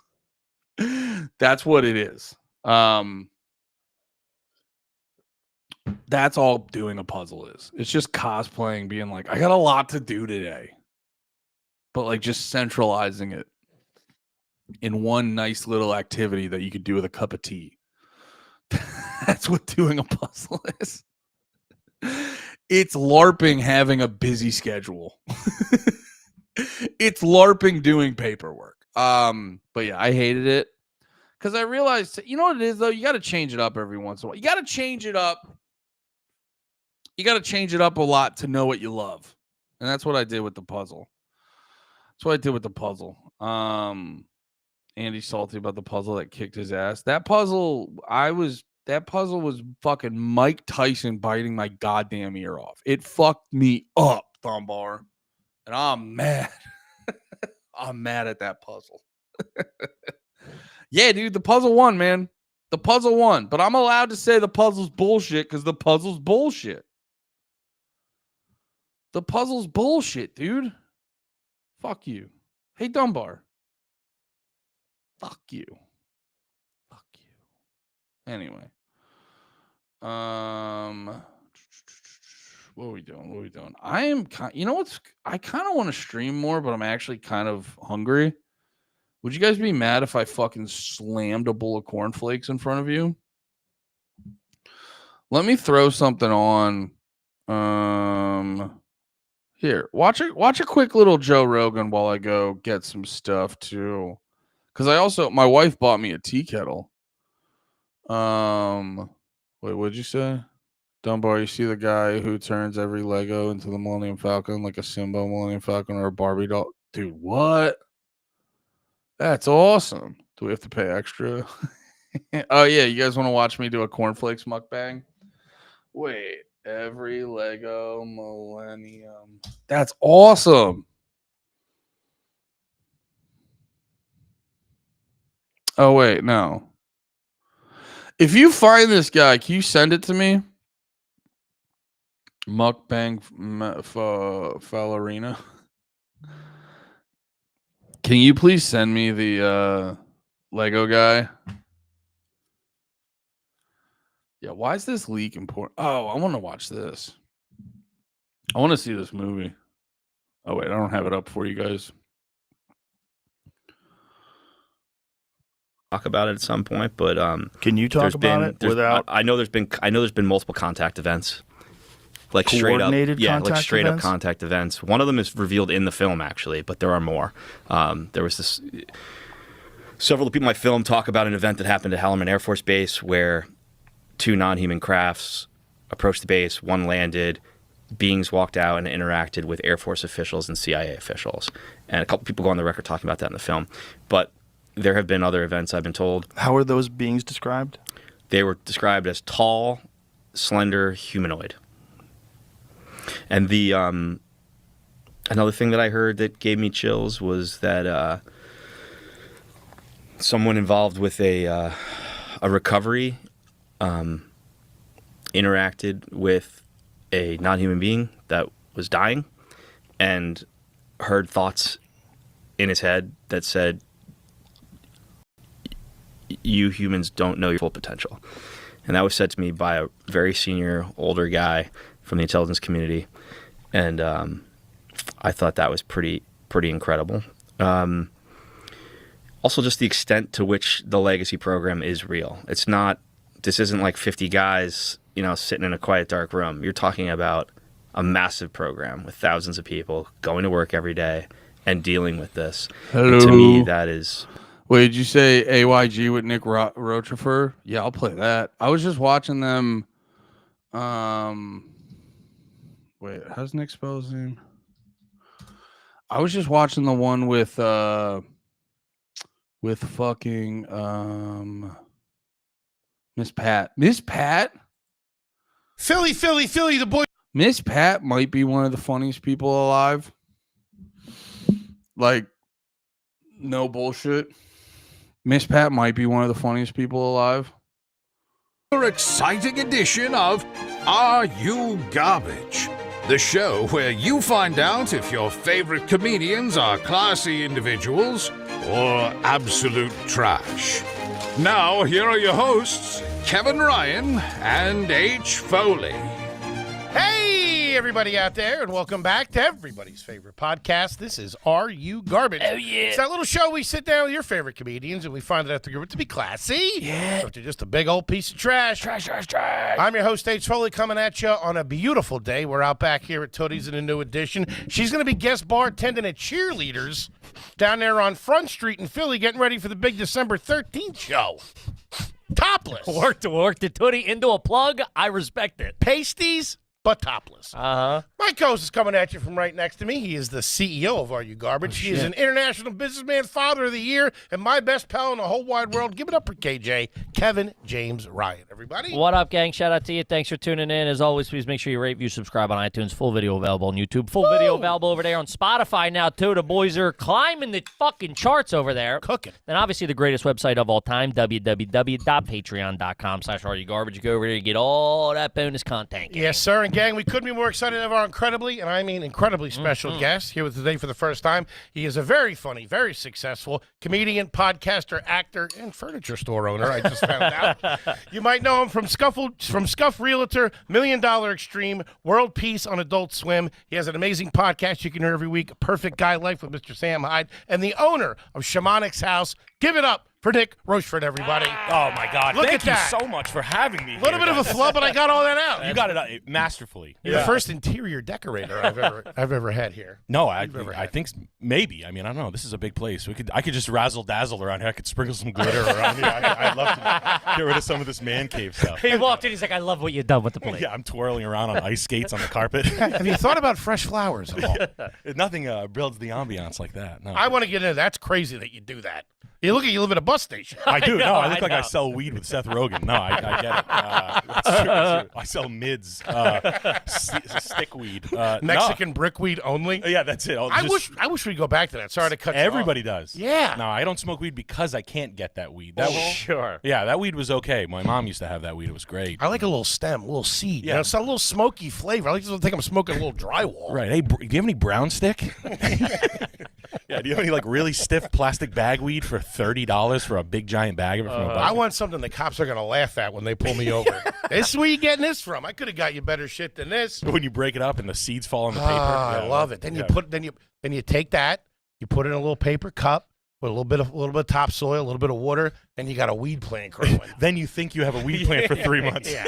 It's starting to bud, dude. Oh, dude, that it's was a the best. female. Or whatever. Oh, yeah. Oh, it's Oh, nothing. fuck, I'm dude, fuck. stupid. Yeah, I've watched so many. I just like them. I think it looks cool when you grow something like that. I'm not trying to move any weight or anything. Sure. You couldn't if you wanted to. I know. It's all male plants, dude. Some dickhead tells you Yeah, that. right. Dude, your UV lights off. You're going to get gnats. what the bugs they all get. Fruit flies? Yeah. I've had that happen to me before. Buddy, give us the backstory. Give us the origin story. Well, I grew up in Woonsocket, Rhode Island, which is like it's like a French Canadian mill trash town. Like I'm That's the first time we've ever had that, a French Canadian mill trash. It's the most French Canadian spoken. It's the only town in the United States that had French on the ATMs. Really? That was a big fun. Get out of here. Yeah. Where the You fuck see that is- wait, close to Canada? What's the name of it? It was like when they just dropped a lot of French Canadians were like, let's get out of here. We're going to this beautiful land where there's dye mills where you can get leukemia for your wife. This is from Canada they were saying this? Or Yeah, from they're French? Quebecois, yeah. So they came down. They came down. I like to say my family came down in a wagon in 1991. That was a station wagon, but still. Yeah, it was a horse-drawn wooden wagon there.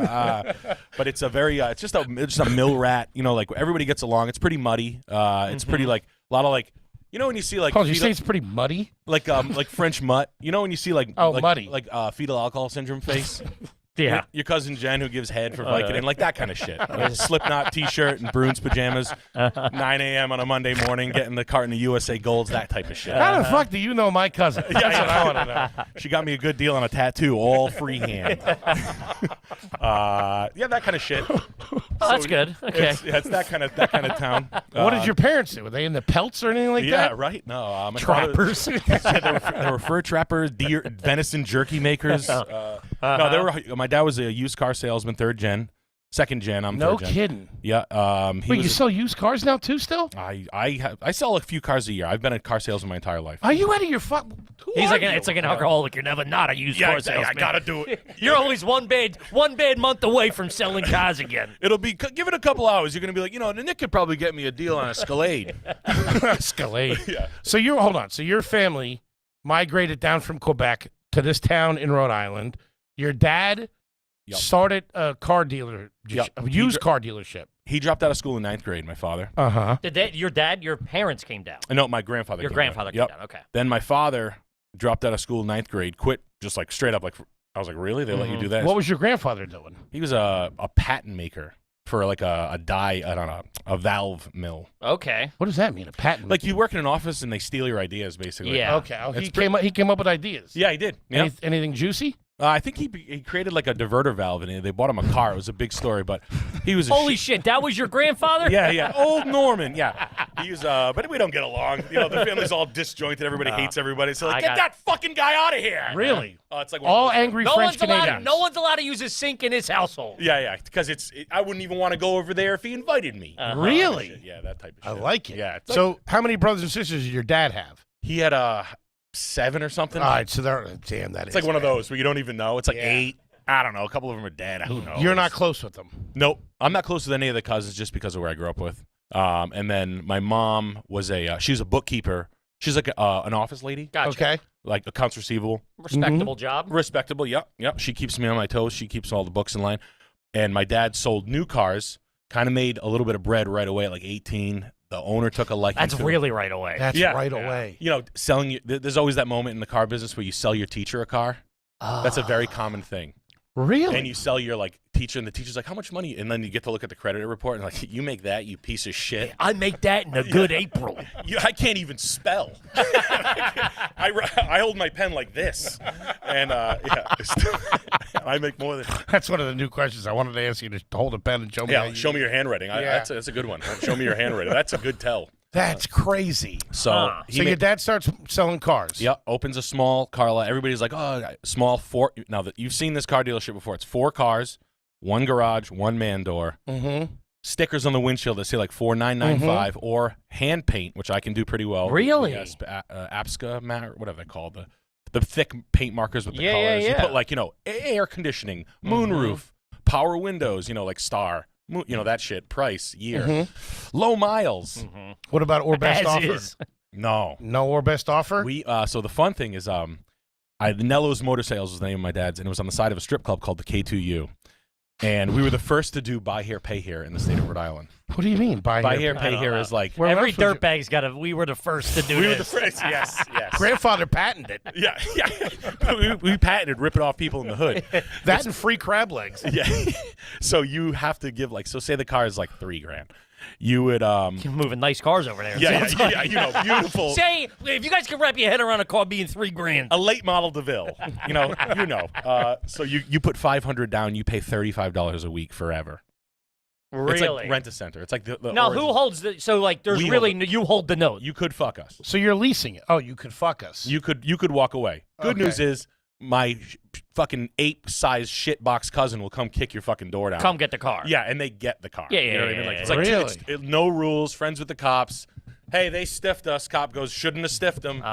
Get the car back. So this has happened. Oh yeah. So here's the fun one. You better mind your fucking P's and Q's, big guy. Little index card. My job when I'm 9, 10. My brother. It's me and my brother. We collect the $35 a week. Little index cards. Mrs. Ruggieri, Mrs. Uwamet.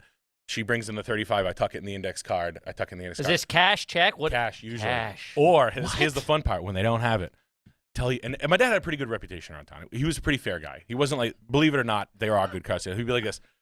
You know the rule. You have to go get something worth $35. I got a question. Do you then keep that or hold it till it's replaced with cash? Usually, they would always leave it. So you would end up with a microwave. Gray parakeets. They were expensive. Champion dogs. Stuff like weird stuff. A Nintendo gun. Yeah, yes. Snap-on tools. Oakley glasses. What? Why? Because they don't have the $35. What do you mean why? This is the buy here, pay here? Yeah. They don't pay in full. No. They pay in chunks. It's a perfect scenario. $35. Well, this is 1991, so I'm I was sorry. born What are you talking about? Yeah. That should have been the 20s. Right, 35, Crazy. 50. So you pay that a week. They don't have the money. They have to go get tools. So we would always have like shit. You'd always see shit That's good though. Starter jackets. Did you have to then like fence it?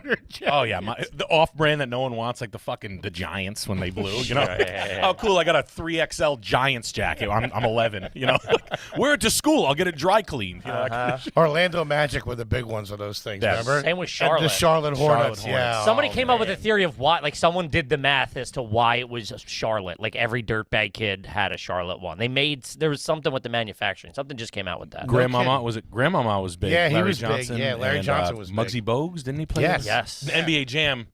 That was the hottest. But yeah, no, I remember literally specifically getting starter jackets that no one gave a fuck about. And that was Sure. like the most embarrassing thing. Like, oh, cool, I got the Dolphins when they like post Dan Marino. Did you have like a storeroom at the shop where you kept all this stuff? No, we'd kind of like take it home. I mean, it was like you'd have like 80 cars in the street. Uh-huh. You know what I mean? Like, so you'd sell. So you're collecting 80 weekly payments. Yeah. It was a good racket. It was a really good racket. Would that usually be the payment, or would they say, here, take the blender, and Yeah. I'll come back next week and I'll give you just said, 70? yeah. He just said usually keep it. Like, that's good. We're good this week. Next. All right. Yo, you weren't wrong. That ripped. I'm actually gonna watch that later. I'm probably gonna edit that out for when I post this on iTunes. It's just like, oh, dude, newest Drag the Lake was so good. They played Are You Garbage for 20 minutes. Played Are You Garbage for 20 minutes in the middle of it. I would just do that if that was acceptable. Just play Are You Garbage in the middle of the podcast. That would be nice. That'd be a good way as an intermission for any stream. Just rip a whole Are You Garbage. I would love that. Anyway, let's check this out. This has just been presented to me as a thing, but apparently there is a gentleman on the internet, the World Wide Web, to be specific,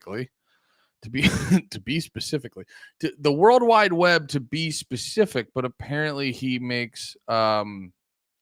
takes things and makes them into Millennium Falcons. And full disclosure, I absolutely love this. I'm in love with the fact that this fucking exists. And what other pod in the whole world is going to give you fucking Columbine deep dives one day and like, ooh, he's turning a Barbie playset into a Millennium Falcon. It's the most range anyone's ever had in a podcast. I'm just saying. Best podcast in the world? ? Millennium Falcon indeed. But why do I have this fleet, and why did I make all of these And give us a Creation Caravan Toys is the YouTube. ships? Good day everyone, Brad here with a whole bunch of mock alternate build Millennium Falcons. Now this See, I like this from the jump because it has old YouTube vibes to it. It just has old YouTube vibes. It's not like the quality isn't shit, but it's not overly shiny and fancy. This is what YouTube was meant to be. This guy who just is, has a fun type of autism, and he just goes like, I need people to see this. I need people to, because we all have that urge. We can't, we can't all just, do it for the love of the game. We need to show people. Our skills. And this has very old school YouTube vibes to it, and I love it. point, it is no secret that I am a huge fan of turning the Millennium Falcon into just about any ship and turning any Lego set into Millennium Falcons. I kind of wanted to do this video just to explain the process behind building these, what I look for in a set, and maybe what I'll make in the future. So let's talk about these weird Millennium Falcons. And here is the Wacky Falcon lineup. Now, this actually all started back with this one right here, the Millennium Flamingo, I called it. I saw the Wild Animals Flamingo set, and I really wanted to make something cool with it. I had no idea, though. I like the colors, and Millennium Falcon came to mind. I've seen it was kind of a joke, a running gag. Anything can be a Millennium Falcon, so I thought I'd give it a go. And this was the result. I'm really happy with how it turned out, and this one was really popular, and everyone liked it. So, wait, is he gonna actually make them? Because I want to see him do it. I want to see like a time lapse of him doing it. All right, so yeah, this video doesn't have much of what I need from him right now, because it's literally just like, here they are, and you're like, bro. Okay, so let's see. Oh, so he's just got the end results. Good day, everyone. Brad here with a new mock alternate build model, this time from the new I like the hat. Oh, he's a real Star Wars guy. I like the hat. Millennium Falcon set. I thought this one had a lot of potential for mock alternate builds, so I came up with this here, the Imperial Light Cruiser. I first saw this one in The Mandalorian, and I believe it was also in Rebels. So let's take a closer look at it in some of the details. And here we are with the Imperial Light Cruiser. I really wanted to try something different, and funny enough, this is actually only my brother. If I can make a huge suggestion, get yourself a time lapse video. You desperately need a time lapse video. Desperately need a time lapse video because this is sick. I mean, I'm not trying to throw shade, but this is sick. The fact that you can do this, but the people need a time lapse video. So because of that, I figured I would keep going on and work on some other ones. So after this came the Jurassic Falcon, which you'll notice is a little bit larger. Let me put it on my terrible turner here and see if it'll even spin around. I mentioned before in kind of the individual videos, but something I like to do is to make sure to incorporate things from that set. So this one being Baby Bumpy, I wanted to keep the bumps, give it the cursed eyes, the flower, make it very obvious to know what set it came from. Gotta see them shits being built. Yeah, honestly, dude, if I give you one note, because I don't think you need too many notes, but if I could give you one note, show us a time lapse. That shit needs a time lapse. That shit needs a fucking time lapse. But yeah, man, that was cool though. I respect that. That's the type of positive autism. That's the type of positive autism we need in this world. So yeah, I was going on my whole thing earlier.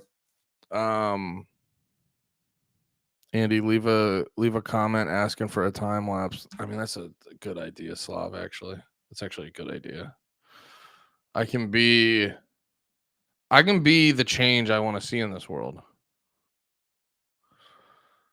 Yeah, let me put a comment. Let me put a comment. Let's do it. Let's hit a comment real quick on this, bro. Where is it? Here we go. Brother, we need a time lapse. That would be so sick. Love the channel. First time, long time. Anyway.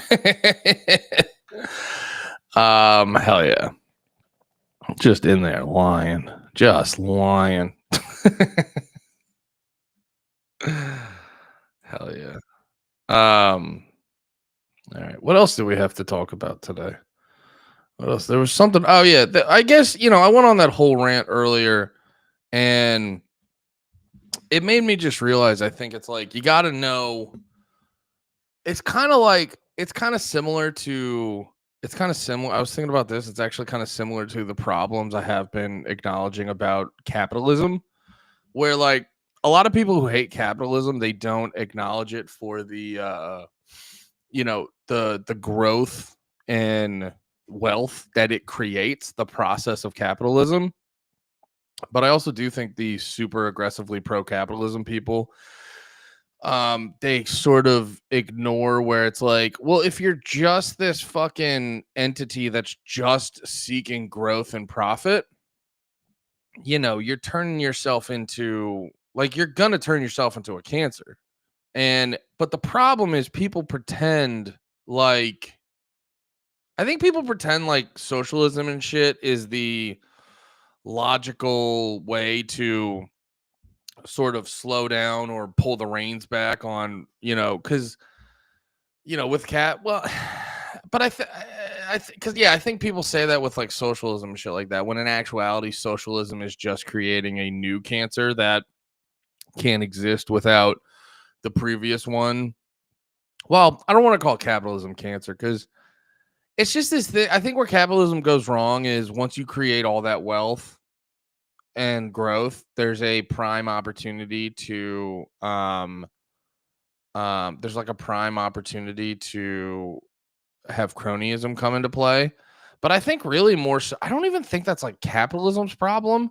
I think it's like people's misunderstanding of government. I think that's more of the problem.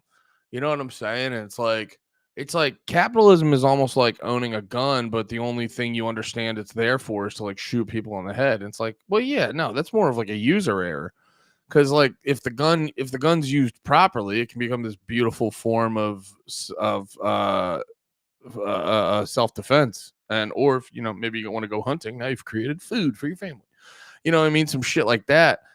So yeah, it's like I don't even think capitalism is the problem. I think the problem is it's like the people you give it to almost. You know what I mean? It's almost like saying like, yeah, it's like blaming a hammer for someone getting their skull bashed in. You know what I mean? It's like, no, it's the guy who hit him with the hammer.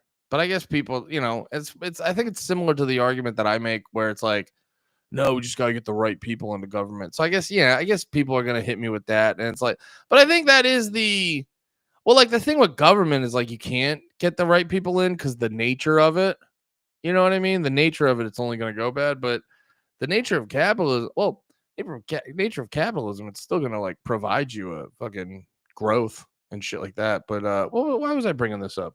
Oh yeah, I think the thing is like one of the problems that people run into again with like misunderstanding the role of the government and not realizing that they're just because like people will just take the government lying to you about things as well, that's capitalism, and you're like, nah, it's fucking that's just liars that's liars within a system that's nice and stuff like that. But I think there are times though where like it is a thing. It is like a thing where it's like you need to know when to like turn the spigot off.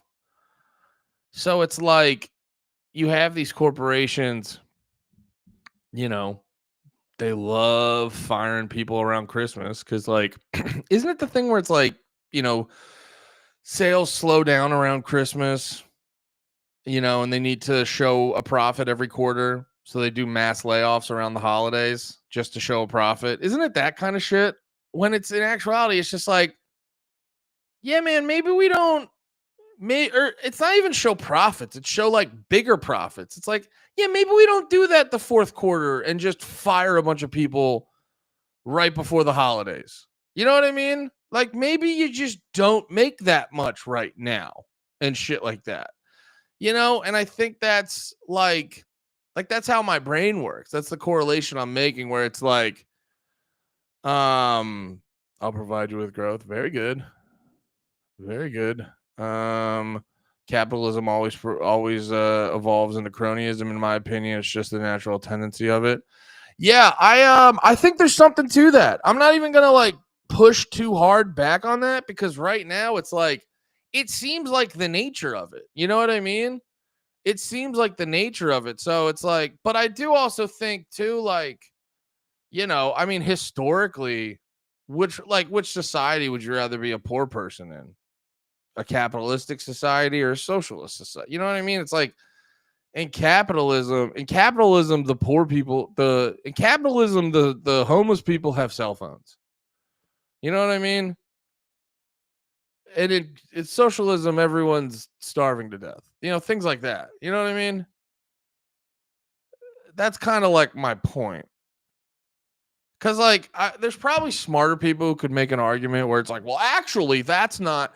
But I got to be honest, the like crony capitalism stuff just to me comes off as, when people go like, well, when people defend that or like argue against that, a lot of that comes off as, can't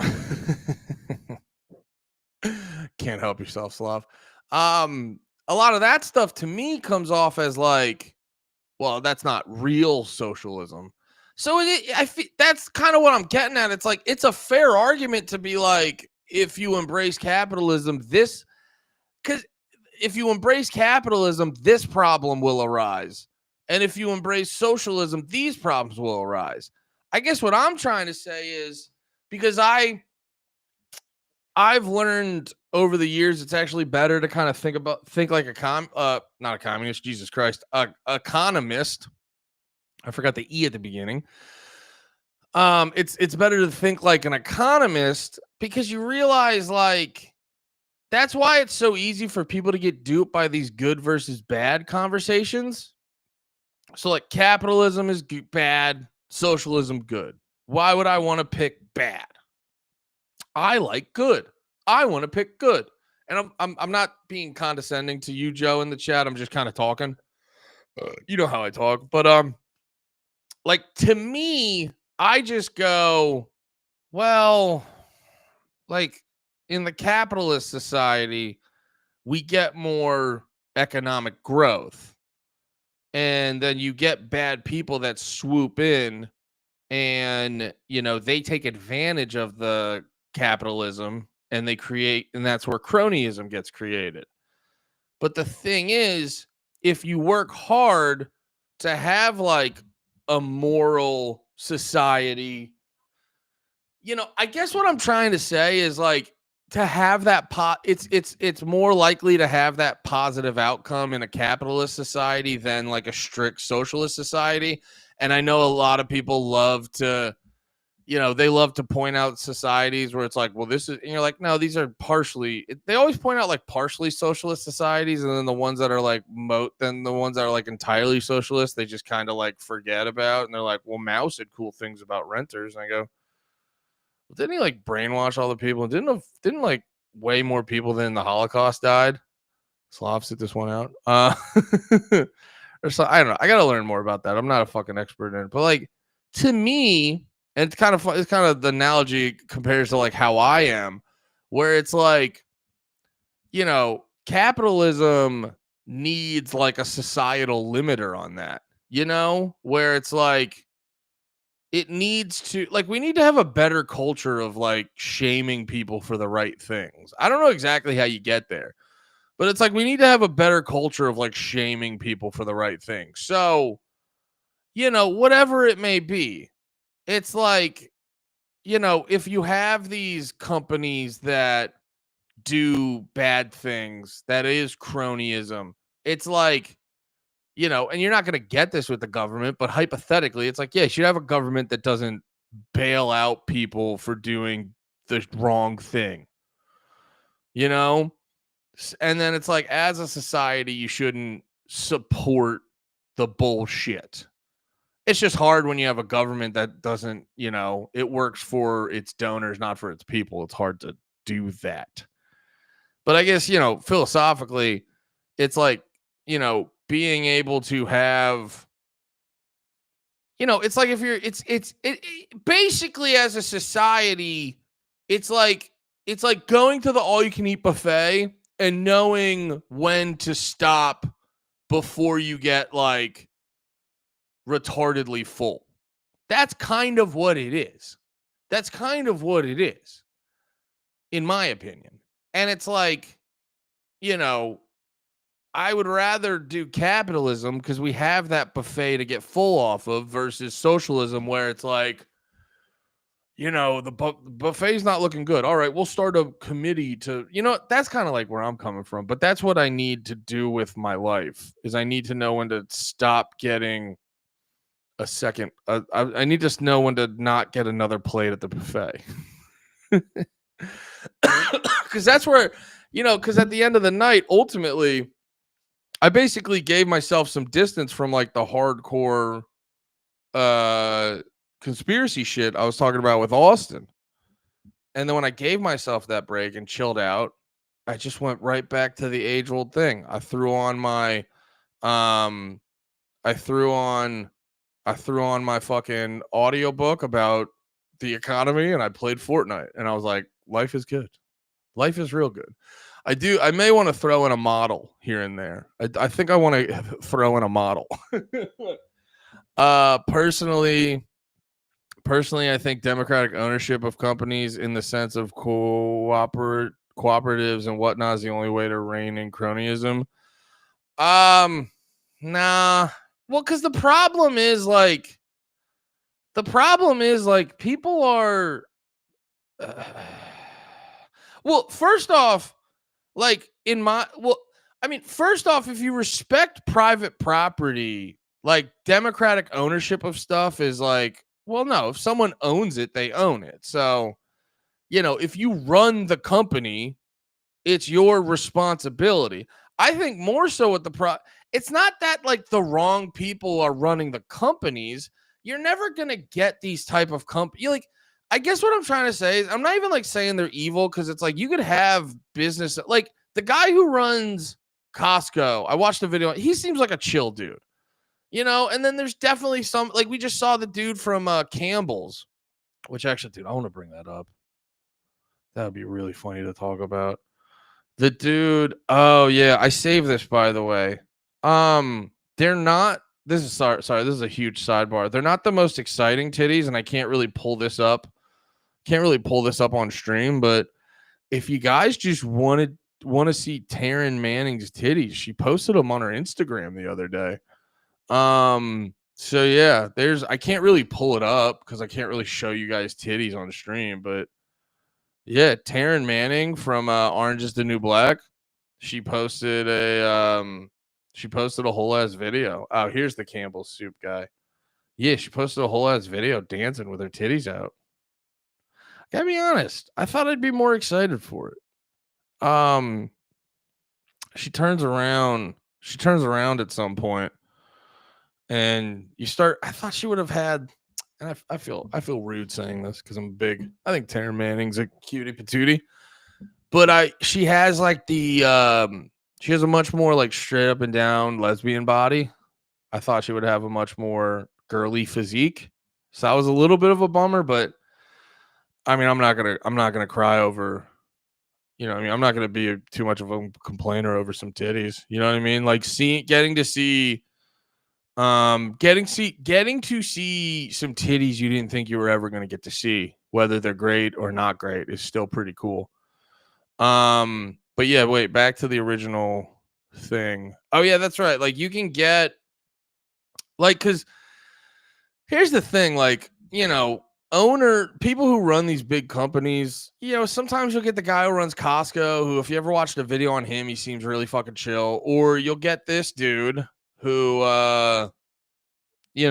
which it's kind of funny because he's like not even wrong, but leak recording reveals Campbell's exec shocking remarks about soup ingredients. We have shit for fucking poor people. Who buys our shit? I don't buy Campbell's products barely anymore. It's not healthy now that I know what the fuck's in it. Bioengineered meat, which that's a topic to talk about, by the way. Apparently bioengineered meat's in way more of our shit than it's brother, like just go when you go to the store, just whatever has the least amount of ingredients. I swear to God, like I don't want to buy meat unless I'm just like fucking like at this point, I don't want to buy meat unless I personally break the chicken's neck. But yeah, I don't want to eat a piece of chicken that came from a 3D printer.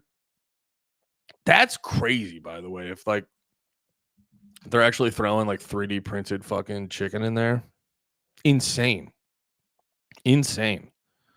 That's another thing too, where it's like us as a society, we have to, I don't know, we have to make like we kind of have to embrace being Karens as a fucking society at this point. It's not exciting. It doesn't feel good. But it's like, what do? What do we have except being Karens? Because that's the only time they fucking do anything. That's how democracy works, by the way. Democracy, you basically vote in your favorite dictator. You vote in a dictator you think will fucking treat you good. And then they don't do anything unless you really make a stink about it. That's why it's like, they're annoying on a personal basis, but Karens get shit done, dude. Karens get shit done. I think that was a psyop trying to get the Karens out of here. I think we need Karens, brother. That's the only way I see in our fucking bullshit democracy. But yeah, back to what you were saying before. It's like, yeah, these dudes who run companies range from, you know, the guy who runs Costco to like this fucking psychopath who's like, you know, just gonna talk about his customer. It's like, well, make it fucking better then, dickhead. You fucking piece of shit. Tell him to stop selling bullshit. What I'm trying to, so it's like, I don't, like, obviously, if you're running a business, you're a much more, like aggressive type or go-getter or what, you know what I mean? Like, you have to be a certain type to be in this position, the same way as like to be a comedian or like a podcaster like I am. You have to be a certain type to just like want to do it or to work within the confines of it. But it's not to say like, I don't think anything about them inherently makes them good or bad, but there are a lot that are bad, and there are a lot that are going to take advantage of, you know, shit the same way they take advantage of shit with cronyism. And I think the real equalizer is just leaving them to, because basically the problem with any of these companies, well, I don't want to say it's not the problem, but like, it's like it's trying to solve, it's like trying to teach teenagers abstinence. You know, have fun doing that. You know what I mean?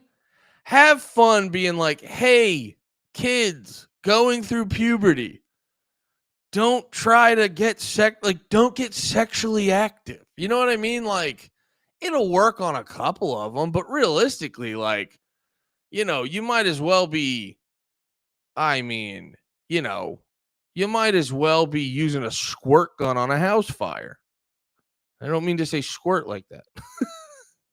So, like, in actuality, what's better is to go up to a kid and go, just do it right now and find a kid. No, but like, if you're trying to keep a kid safe, you're not going to go up to him and go, you can't get sexually active. Because that's, again, like, what are you doing? Telling a teenager he can't get sex, like, they're going to look at you like, yeah, I'm not going to do that. You know, you could probably tell them like, you need my permission to sleep over at Tommy's. That they'll probably do, but no amount of you fucking waving your finger at them. They're like, yeah, dude, I'm going to touch boobs. I don't know what to tell you. Literally, I will do anything against you if I need to touch boobs. So like, what you should do is go in there and go like, hey man, I get it. Boobs rule. You're going through a lot. You'll want to do all this. I just need you to fucking chill. You know, if you're gonna, trust me, everything in your brain's gonna tell you don't use a condom. You don't want to have a kid yet. So just for your own safety, use. And if you're not gonna, fucking pull that shit out. Don't risk it. You don't have the bank account to risk it, Tommy. Whatever your kid's name is in this hypothetical. But what I'm saying is like, you go up to them and you just accept the reality of like what's going on. And it's the same thing with businesses. It's like, you just accept the reality of what's going on. So it's like, just don't have a government that lets them take advantage of these rules. Like, I've talked about it before where, you know, it's like the people who, you know, some of the people who promote minimum wage hikes the most are big businesses. You know, so it's like, because they know they're going to, it's just to price out their competition. They're like, we can pay these higher wages. We don't want to if we don't have to. But if it's an easy way to price out all of our competition, then we'll be like, yeah, minimum wage. Or I always say that my favorite example is like when Heinz Ketchup back in the day in the progressive era, they were like trying to promote,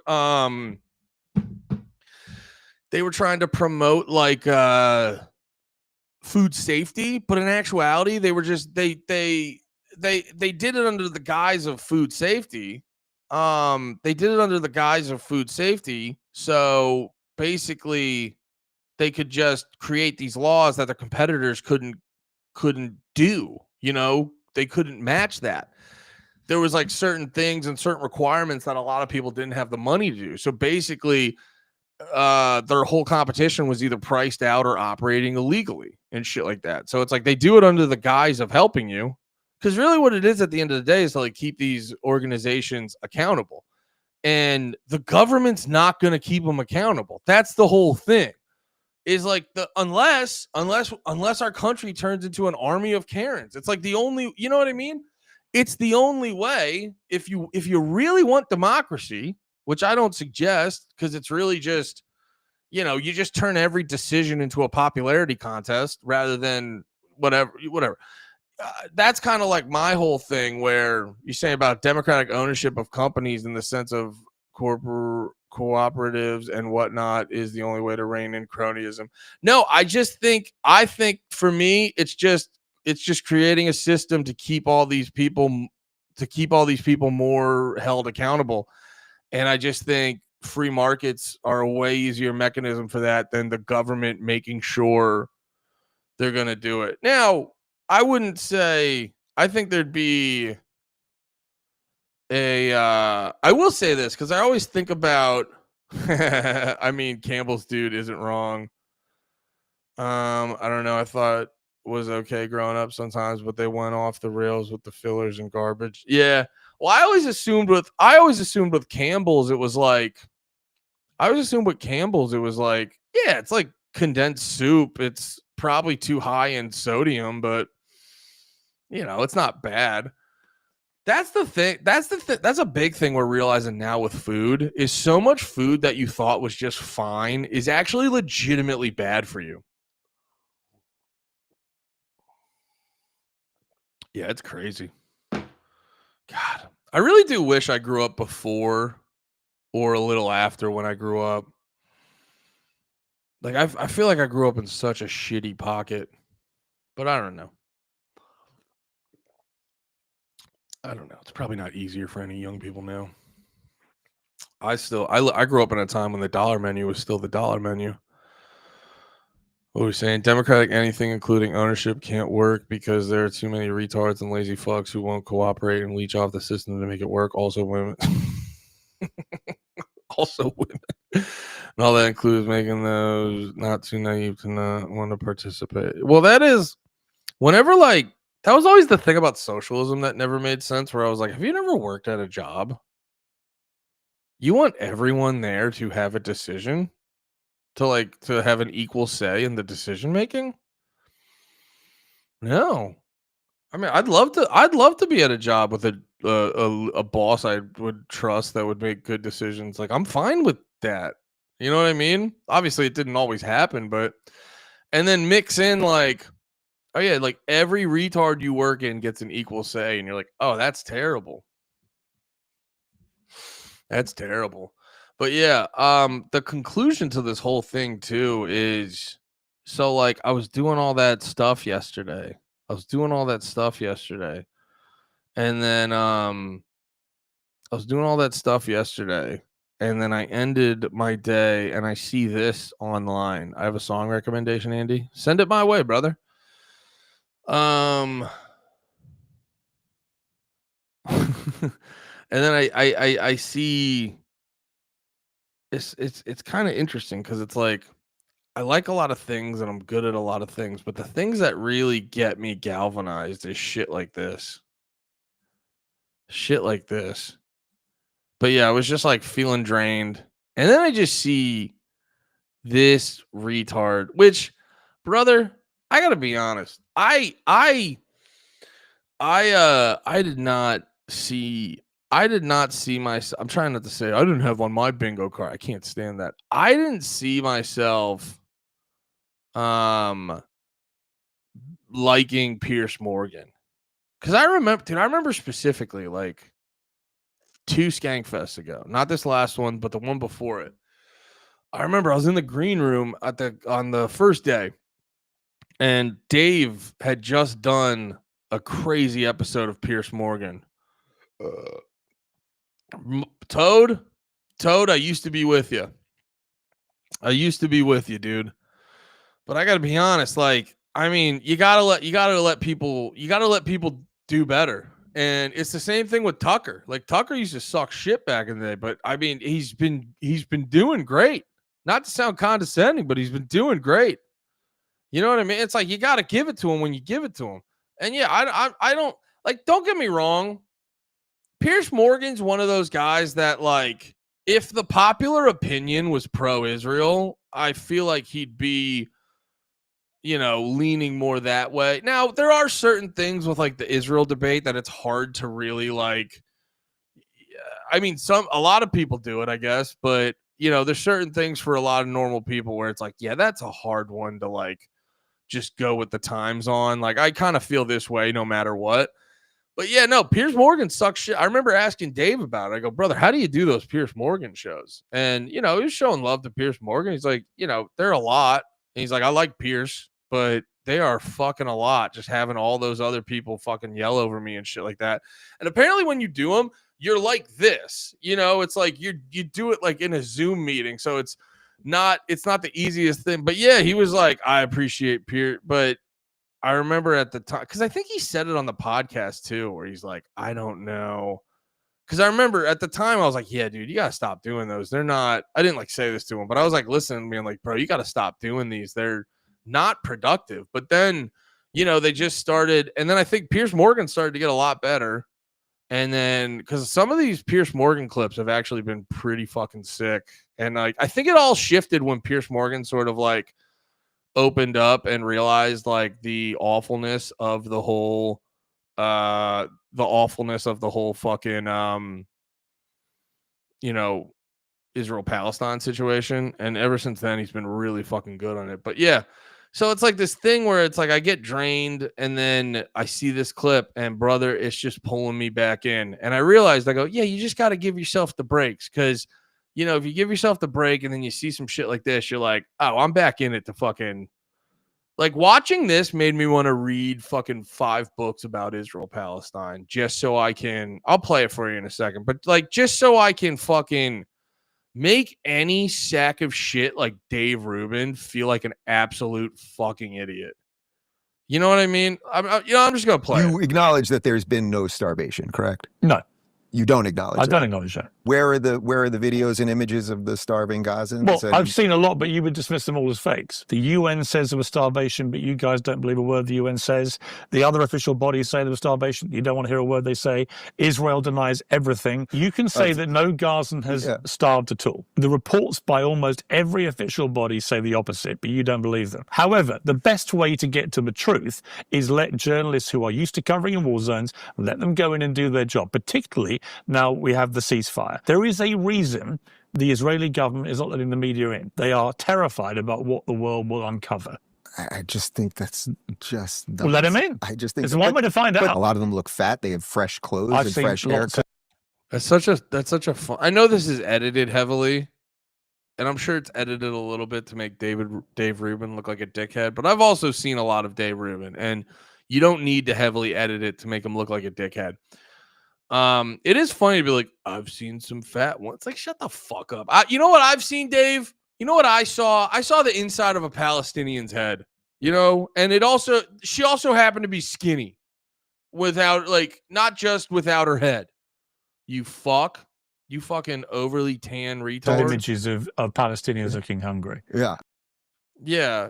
There's videos of IDF soldiers joking and celebrating deliberately shooting children. They brag about it, then bitch when the goys repost. Oh, all right. I'm not trying to.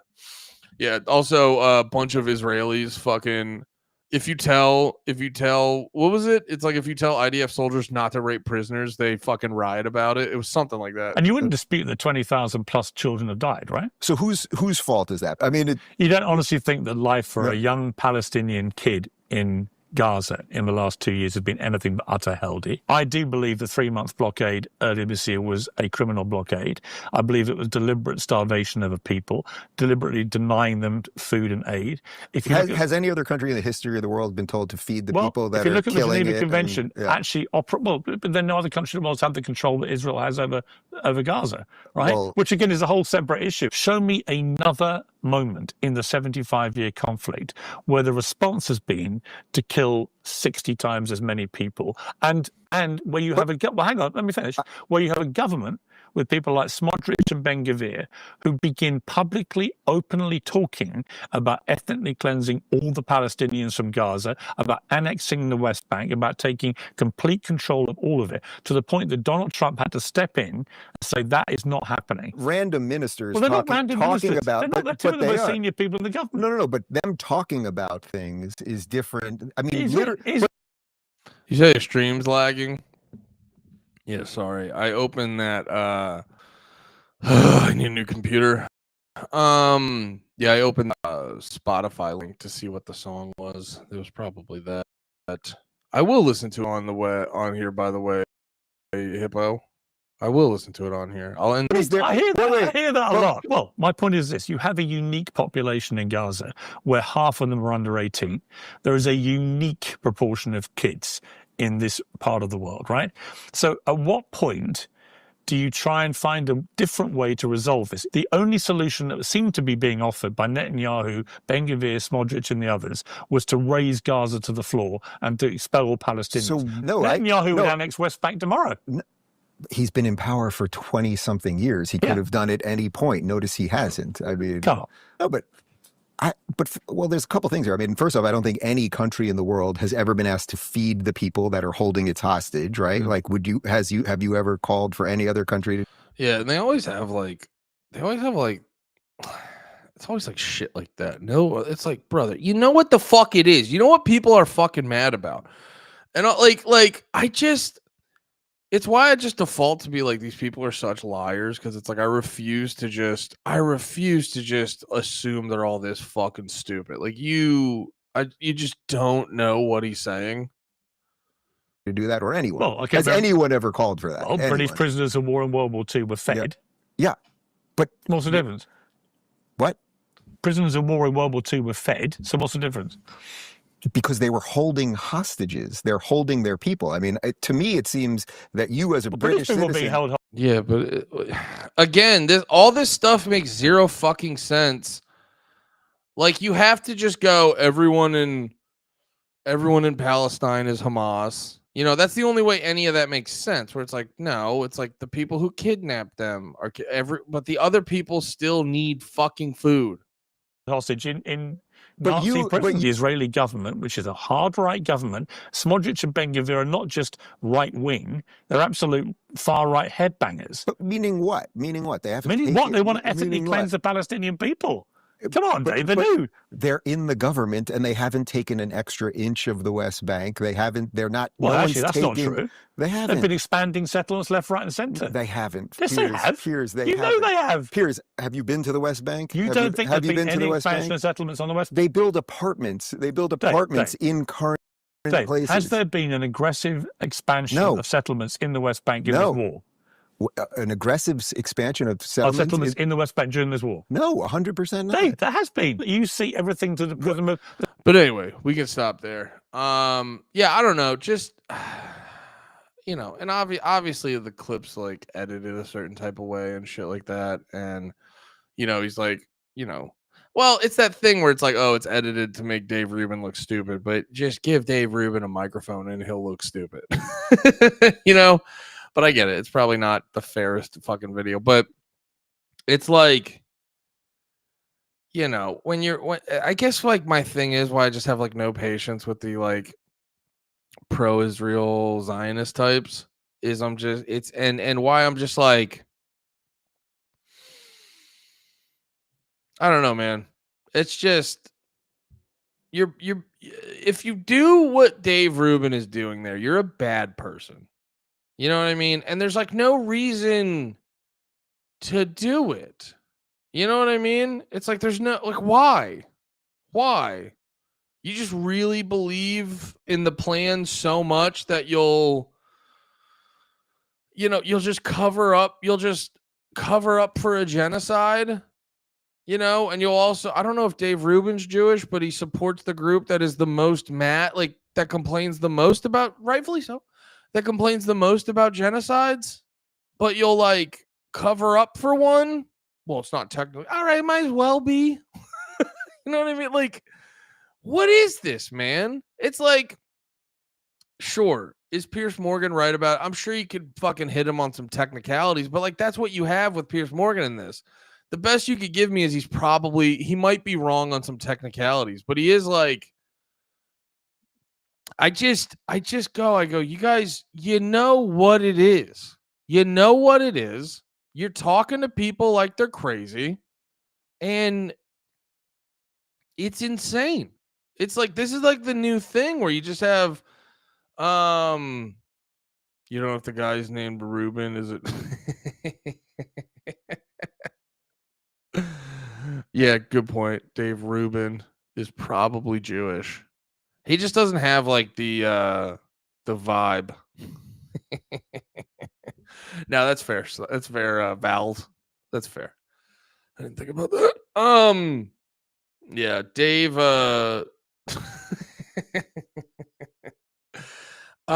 is Dave 8 Nights of Hanukkah Jewish? Is that guy Jewish? Or is it how many days do they do Hanukkah? However many days. No, it's like that's, I don't know. In my dumb way I talk, it's like the best way to put it. Like, why are we pretending like we don't know what it is? It's like it's getting to a point where it's like the bare minimum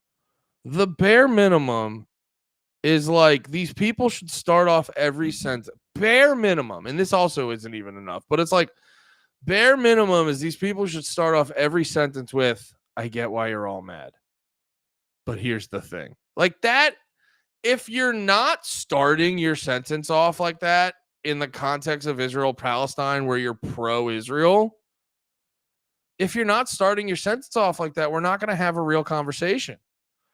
You know what I mean? Like if you're crying about anti-Semitism, like why would people be mad about Jews? And it's like, well, I mean, that's a bad place to pause. But it's like, you know, it's that like when people are crying about anti-Semitism, why are people mad at the Jews? Well, yeah, no, they shouldn't be lumping every Jew together in that conversation, but you understand like Israel's doing horrible things and Israel closely identifies with being Jewish and all this other shit, and like it may not be right, but you understand why it's on the rise. Like all the horrendous shit you've been doing post October 7th. It's like very similar to like 9/11.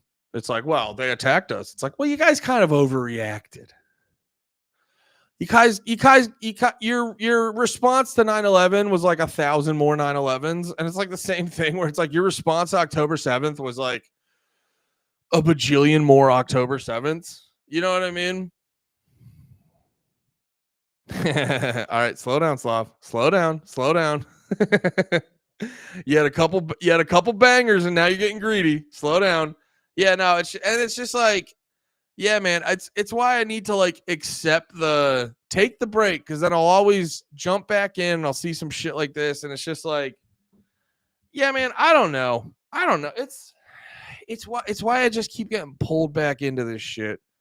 Because at the end of the day, I have a lot of interest. I have a lot of all right. You're getting greedy. Time out for the greedy boy. You're getting greedy. This is what got you kicked out earlier.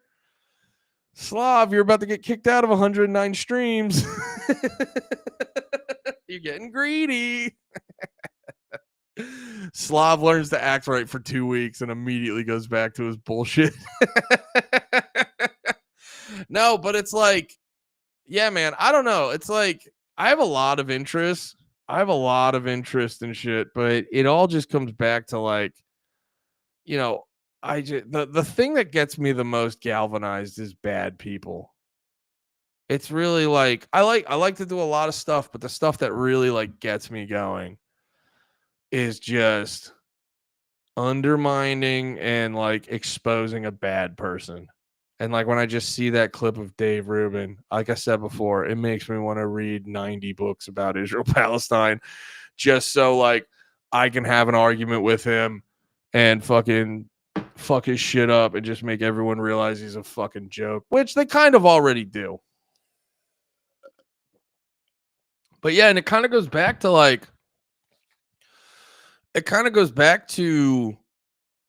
talking about like what political system is the best, and I think a lot of it comes down to just like understanding human beings.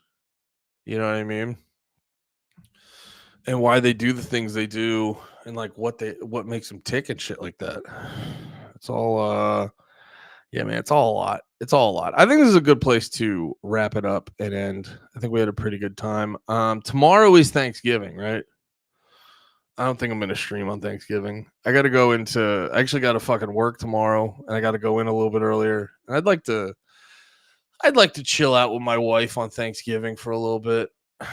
Maybe make her something nice for breakfast or something. So yeah, I will be back Friday, the day after Thanksgiving. And Patrick George might be here. I don't know. We'll see what Pat's up to. We might have a good Pat day. All right, guys. I love you. Check out the episode with Austin. It's a banger. It's a good one. It comes out in an hour or two, like an hour. And yeah, oh yeah, Black Friday. Yeah, I'm not doing that. So I'll be here, ready to straight. Yes, Red Friday is a good way to put it. All right, boys, love you. See you Friday.